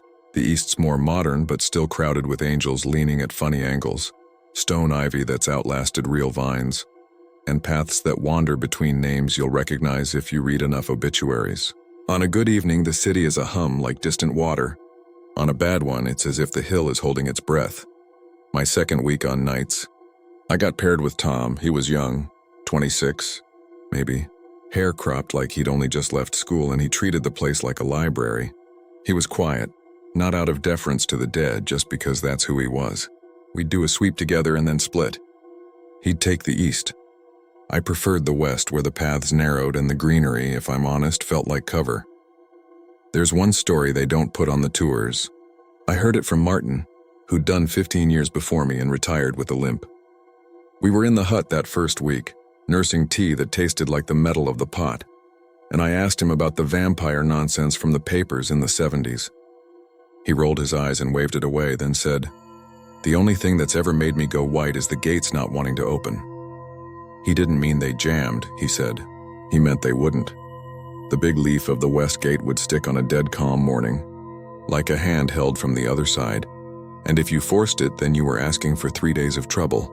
Locks buckling, hinges squealing, alarms tripping at odd hours. "You wait," he said. "You wait and let it decide." I laughed because that sounded like a retiree's superstition. He didn't laugh back. "If it sticks," he said, "you don't go in. That's the whole of it." I filed that with the other cemetery folklore, robbers, black dogs, someone hearing organ music when there wasn't any. I didn't think about it again until November, when the clocks had just gone back and the dark fell like a trap at 4 in the afternoon. We had a storm warning that Friday. Not rain, wind. The sort of wind that makes London feel like it's lost its skin. By closing time, only a few late tourists lingered to take photos of Karl Marx and Douglas Adams on the east side. A couple had wandered into the west without a ticket, but they were polite when I found them and shuffled out apologizing. Tom was on the east, helping an elderly man look for a cousin's grave behind a crooked stone angel. I finished my sweep, checked the padlock at the top gate, and did my last slow walk down Swain's Lane to the main west gate. When I swung it shut, the metal rang through the ivy like a struck bell. You feel those vibrations in your palms for a while. It's not a bad feeling, like finishing something. We went back to the hut, signed off the visitor count, and took our tea into the quiet. The hut isn't much. A table with stains, a kettle that sulks unless you tap it twice, a notice board with laminated maps, and a no drones sign. There's an electric heater that makes the air smell like dust when it first comes on. The wind fussed at the corrugated roof. Somewhere a bin lid skipped and clapped. After a while, Tom put in his earbuds and leaned back, eyes shut, the way young people can sleep anywhere. I watched the hands creep around the radio clock and let the wind settle me. Around 2, the power hiccuped and the lights blinked. It was only for a second, but it brought me to alertness again. I went outside to smoke. That habit's why I like this job, and the city hates it. I stood under the hut's little overhang and looked across the lane at the west gate. In the sodium light, the ironwork was all shadow and thorn. The chains and padlock hung clean. Past the bars, a path curved down into darkness where the yews and beeches meet above like fingers. I heard it then. At first I thought it was one of the bins again, or a fox shouldering into a sack. It was a soft thud, regular, like someone knocking from far off. I couldn't tell if it came from the hill or from the houses opposite. Then it came again. 3 taps, a pause. 3 taps. The wind pushed a breath into the lane and then went still. I stepped down the 3 concrete steps, stubbed my cigarette, and walked over to the west gate. It's heavy even when it swings freely, each leaf the size of a panel van. I put my hand to the cold of it and the knocking came again, this time a little clearer. It was coming from inside, not right behind the gate, but deeper in, somewhere downhill where the paths tangle and the trees close ranks. The rational brain will make a fool of you if you let it. Mine did. Someone's been locked in, a drunk, a vagrant. A kid's jumped the wall and can't find his way out. I put my mouth to the bars and called, "Hello? You all right in there?" On the air between the graves, the 3 soft knocks sounded like someone tapping the underside of a wooden table. When I stopped talking, the knocking stopped. I listened and heard nothing. No fox skitter, no bottle clink, just wind fussing the ivy. Then, quiet as breath, a voice. "Open, open. Wind will make words if you let it. Leaves rub. Branches complain. Even the ironwork whistling can shape syllables if the holes line up." I told myself that, and still my mouth went dry so fast I had to swallow twice before I could speak. I called again, louder. "If someone's in, shout. I'll come to you. Open." That time it wasn't the wind. It was a word with weight, as if pushed through a throat that didn't want it. It came from somewhere to the left of the main path, where the ground rises toward Egyptian Avenue, the walkway lined with sphinx-like stone and wooden doors. My body split in two opinions. One wanted to go back to the hut, lock the hut, wake Tom, call the police, call Martin, call anyone. The other knew this was my job. If someone was trapped and I didn't open because of a ghost story, then I was a waste of a high-vis vest. The gate didn't want to move. The chain, which had looked slack, pulled taut with a complaint that I felt in my teeth. I took out my keys, found the big padlock key by touch and fed it into the mouth. It turned like it always turned. The chain dropped into my arms with a heavy ripple. I lifted it away and leaned my shoulder into the gate. It stuck. Not on the hinge, not a scrape, a hold, as if the air on the other side of the bar had thickened to jelly. I felt the first sour creep of real fear. I leaned harder and the gate shifted a centimeter with a sound like a sigh through teeth. Another push and it gave, finally swinging enough for me to slip through sideways. Every practical thought I had tried to stand up again, get a torch, wake Tom radio. But the voice came closer now, open, and some hot pride or stupidity carried me through. Inside the west, the wind immediately felt different, quieter. You know that hush when you step from a busy street into a chapel? It was like that. Only the chapel was outdoors and the walls were trees and the roof was the dark sky. My torch threw a tight tunnel over the path. Fallen leaves made a sound under my boots like paper being folded. I swung the beam toward Egyptian Avenue. The old stones remembered the weather of 100 winters. Water inched down the filigree. The names and dates had softened into something a fingertip might know better than an eye. The left-hand side of the avenue is where the vault doors look like they should move if you said the right name. That's also where the old Victorians had installed iron gates behind the heavy wooden doors, as if a second thought had grabbed them at the threshold. Let's lock the dead twice. I called again, softer now. Hello, you need help? The torchlight wobbled because my hand wasn't steady anymore. Something knocked. Not a distant thud this time, but metal rattling twice, then a whisper. Open, open. It came from a vault halfway down, one of the ones with a lion's head motif where the door meets the arch. The iron grill behind the door was held by a chain that looked newer than the rest. Modern links, stainless, padlocked. The door itself had no visible handle, just two bolts that time had made decorative. Hello? I put the torch beam through the wood's gap, which was no wider than 2 fingers. What little light slotted inside made a triangle on stone. The chain on the inner gate shifted. I could see it with my eyes, not just by sound. A light ripple like someone had tugged it and let go. I knew that vault. The map called it Whittingham, 1870-something. Though the family name didn't matter to me as much as the memory that Martin had always spat when we passed it. We hate that one, he'd said once. I hadn't thought to ask why. I set the torch down so it shone across the threshold and took hold of the chain that held the wooden door shut. This one was old, black with age and rain, the padlock fat with rust. It made a ticking sound like a clock as cooling air moved across it. I raised the key ring. No key matched. We don't hold keys for internal vaults. Those belong to families, and most families haven't visited in decades. I put my ear to the seam of the door. No breathing. No shoe scuff. Yet when I drew back, something brushed the inside of the wood so gently it almost wasn't a touch. The chain lifted a fraction and settled. Then a shape, smaller than I wanted it to be, moved in the draft behind the grill. It could have been a shadow, a trick of the torch stutter as the batteries went tired. Then fingers. No, the idea of fingers. 5 lines in the dark where light did not go, came up on the other side of the iron and pressed between bars that should have been too close together for a hand. The steel seemed to welcome them. The smallness of the gesture is what did me in. A big thing, a shout, a crash would have let me say no and fetch help. But that smallness, that quiet asking, drew something human from me. Without thinking, I slipped a pry bar from my belt, fed it beneath the chain and leaned. Metal complains in so many voices. This one was soft and wet. The voice of a thing that's been asleep too long and doesn't want to wake. The old chain gave a link, then another until the padlock held all the strength by itself. And then that strength went with a sound like a cough. The door moved half an inch. Air pressed out, old and earthy and not like rot so much as a long-kept jar opened. Behind the iron, the inner chain shivered in excitement. I realized my childish mistake. The chain rattling had been from inside. Not a signal to me, but the only thing that thing inside could touch to make noise. Open, the voice said. Right at my ear now, though, the wood was between us. It had no shape to it besides the shape of the command. I pushed at the door. The wood stuck. For a terrible second, I thought I'd have to really commit, shoulders and all. Then it slid a little more, and I thought, if I just look in, I can see what it is. I can help if it's a person. If it's not, I can shut it, I can chain it again, I can... Liam, said the voice. I don't give my name out at night in the cemetery. I'm not that friendly. And I hadn't said it since we left the hut. Hearing it spoken with such careful correctness, like someone who'd practiced the syllables, stopped my arms in mid-motion. The torch rolled off the threshold and the angle changed, and for a second the beam caught a face in the gap between the iron and wood. But face isn't right. It was as if someone had carved the memory of a face out of smoke. Eyes were where eyes should be, but light slid off them. The mouth moved like a fish. I jerked back and the door swung inward another inch with the reflex. The inner chain snapped like a guitar string hitting the floor.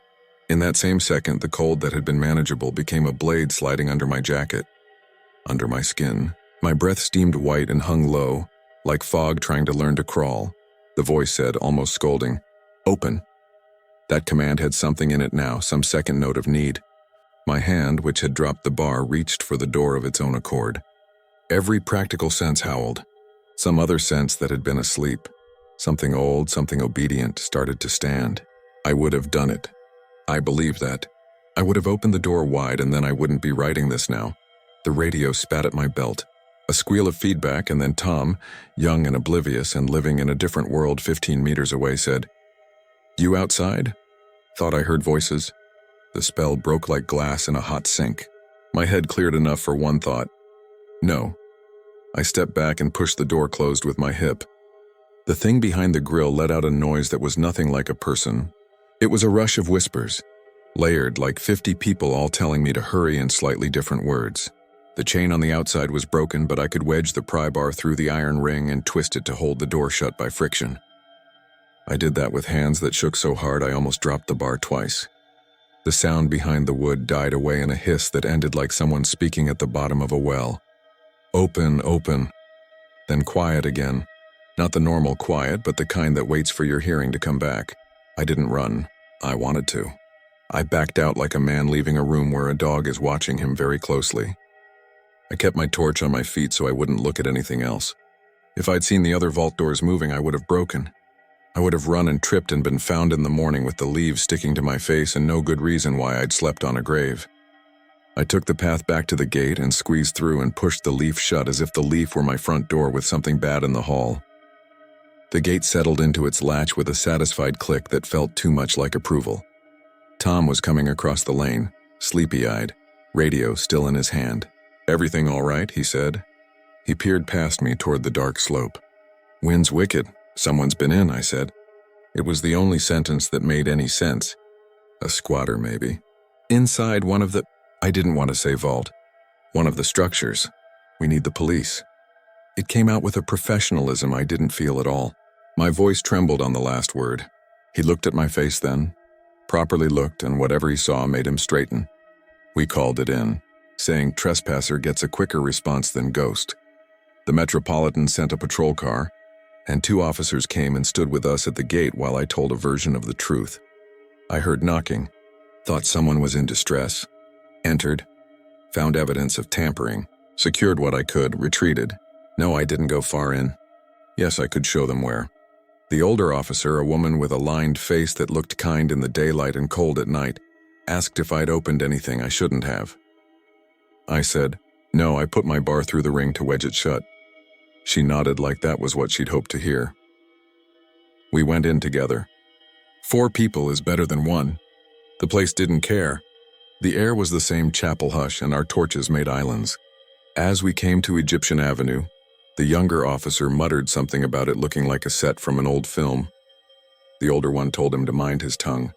At the vault, they saw the broken chain and my makeshift wedge and did the exact thing I'd dreaded and hoped for. They took the wedge out. The door creaked inward a little. We all leaned reflexively away. The older officer shone her torch through the iron. Stone, dust, empty space. A plaque in Latin that no one there could read. No sign of anyone. No hand still waiting between the bars. She looked at the inner grill and shook it. The chain inside was indeed snapped. She held her torch so the beam ran along the metal. The break was very clean. Not rust, not old age, a cut, only not the kind a hacksaw makes. The edges were like glass. "You see?" I said, too loud, too ready for vindication. It was moving. "I mean, something could be kids," the young officer said. "Bolt cutters." "Then where did they go?" I said. "There's no footprints." I shouldn't have said that. There were footprints. Ours. The dust of 100 years keeps a record under the right light, and we'd just written our names across it in big letters.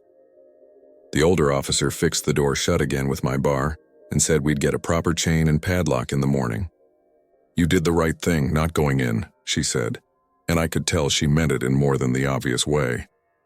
On the path back, she fell in step with me and asked my name. When I told her, she said, "Liam, you hear knocking from inside again, you wait. You don't go in." I gave a laugh I didn't feel. She didn't laugh at all. As we reached the gate, her radio hissed and she turned away to answer. As she did, I noticed her badge number pinned at her chest, clear and bright. Not scratched out, not old. She caught me looking and raised an eyebrow. "All right," she said. "All right," I said. The absurdity of that exchange felt like a relief. They left after an hour of paperwork in the hut. Tom made us new tea and said, trying to be light, "I told you I heard voices." I didn't sleep the rest of my shift. Neither did he. We sat and listened to the wind worry the roof, and at one point the heater made its dust smell and I nearly jumped out of my chair. At 5:30 the birds started. They go first at the bottom of the hill, then nearer like someone turning up the volume along a path. At 6 it was light enough to see our breath had stopped being visible. We put on our coats to go open the gates. The west leaf didn't want to move. The chain was off, the padlock unclicked. I did everything right by the book, and when I put my shoulder to the gate, it sat there like a sulk. "It sticks sometimes," I said to Tom, who didn't yet know that phrase the way I was about to know it. I leaned harder. Nothing. I stepped back and looked at it as if the gate might be a person I could reason with. The street behind us was waking. Cars, a cyclist, a woman with a dog who nodded to me with the faint sympathy Londoners grant people who work outside. The city wanted in. The gate didn't care. "Leave it a minute," Tom said. He wasn't superstitious. He was just a patient man. We stood there in our high-vis, two idiots blocking a piece of history, pretending we'd meant to be doing this all along.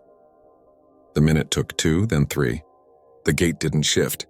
The cold in my belly returned with interest. I heard Martin in my head, "If the gates stick, you wait. You don't go in." The words repeated like an instruction from a training manual you finally take seriously after the accident that should have taught you the first time. We waited. The woman with the dog looked at us again and went on. The cyclist said, "They opening today?" As if we were bus drivers on strike and he was just asking for form. I said, "In a bit," because the truth felt too thin to share. We waited 5 more minutes. Then, without any change in sound or temperature or breath, the gate gave. It didn't swing. It relaxed. The resistance was gone. Tom and I looked at each other, and we both knew we hadn't imagined it. He didn't say a joke. I didn't either. We opened the gate into the day. Inside, under proper light, Egyptian Avenue looked less like a mouth and more like masonry. The wedge was still tucked through the vault ring. We'd secure it properly once the new chain came. Tom went to the east to let in a handful of tourists already waiting with cameras around their necks, and a reverence in their voices that makes you forgive them for treating graves like exhibits. I put my hands on the wooden door of Whittingham because I wanted the reassurance of solidity. The grain was rough. A flake lifted under my thumb. Something had rubbed the inside, the way a cat will rub a door it wants to get through. The rub was at the level of a child's head if you want that detail, which I did not. I spent the day busy on purpose. Tours came. A school trip trooped through with little fluorescent jackets and restless feet. A man asked where Marx was, and I pointed. People cried, and the bit of privacy grief invents for itself in public. It was normal. The normality weighed enough that by late afternoon I almost convinced myself I'd had a scare and made a story from it. Tom left at 4. The heater breathed dust. The sky took its shirt off and the bones of the trees showed. I made a circuit of the west once more because that was my work. When I passed Whittingham in the dusk, I didn't look inside. I didn't put my ear to anything. I kept my hands to myself. I wished the story ended with me being sensible for the rest of my life. It doesn't. Another week later, the gate stuck again. I didn't go in. 2 nights after that, something knocked from deep in the avenue. 3 soft taps, a pause, 3 more. I kept to the lane and did nothing. The morning after that, the east gate refused us. Nothing dramatic, just a hold that made the hinges complain, then a letting go that felt like permission. That's when I started to understand that what we do up there is not just lock and unlock. It's bargain. We bargain our routine against whatever is old and patient and enjoys an ask. The last time I worked a late alone, a family came during the last hour. Mother, father, a boy of about 8 with a coat he didn't want to wear and a novelty torch. They'd come to find a great-grandmother somewhere along the east slope. We give people quiet and a map and a shout if you need, and usually that's enough. That evening, they didn't find her. The boy wanted to see the Egyptian bit because he'd heard about it at school, and his eyes went bright when I said he couldn't, that it was the West and closed now. Sorry. He asked me if there were mummies. His mom apologized for him. They left at closing grateful and tired. I don't know why I noticed the boy's torch roll out of his pocket and under our bench by the gate, but I did, and after they'd gone I picked it up and weighed it in my hand. Cheap plastic, dinosaur stickers, batteries rattling. At 2 that night the knocking came. 3 taps, a pause, 3 taps. Then the voice, not loud, not hissing, almost conversational, like a neighbor over a fence. Open. I stood at the bars of the west gate and told it out loud, no. My voice sounded small enough that I could have stepped on it and crushed it. The wind shifted. Leaves ran like a rumor along the path inside. The voice tried my name. Careful again with my syllables, tasting each one like it had been practicing all week. Liam, it said. Please.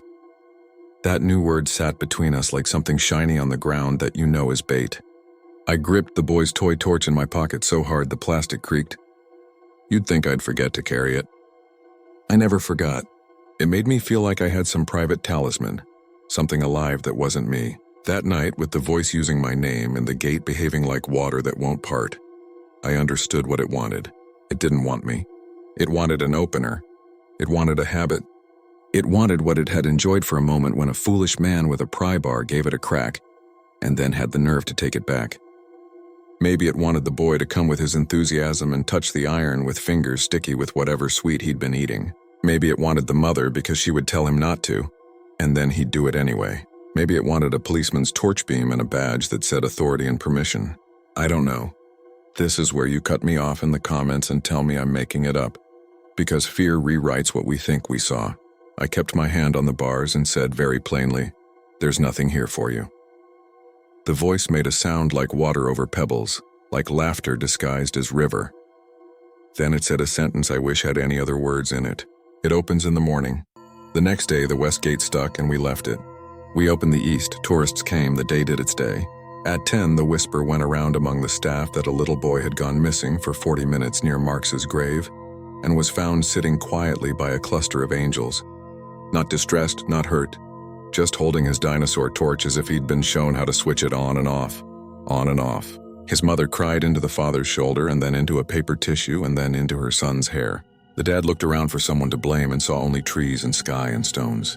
The boy's torchlight found my face at one point and he lifted it and beamed it at me deliberately, as if to say, see, it works. I nodded. I didn't tell anyone that the torch had been in my jacket pocket all night. I didn't tell anyone that I'd put it back into his father's hand at the gate that morning, with a joke about kids and their pockets. I didn't tell anyone that the boy's fingers were warm and left a heat on the torch that lasted all the way to my hut. If you've read this far, you want someone to say, here's what it is, here's how to avoid it, here's the rule. I haven't got any of that. I can tell you what Martin told me, and what the officer repeated without smiling. If the gates stick, you wait. You don't go in. If you hear knocking from inside, you answer with silence.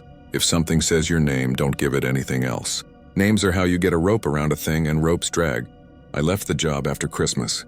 Officially, it was early mornings and the cold my joints didn't like, and the new security firm that treats everything like a stadium rather than a hill with bones in it. In my head, it was a chain snapping in a way it shouldn't.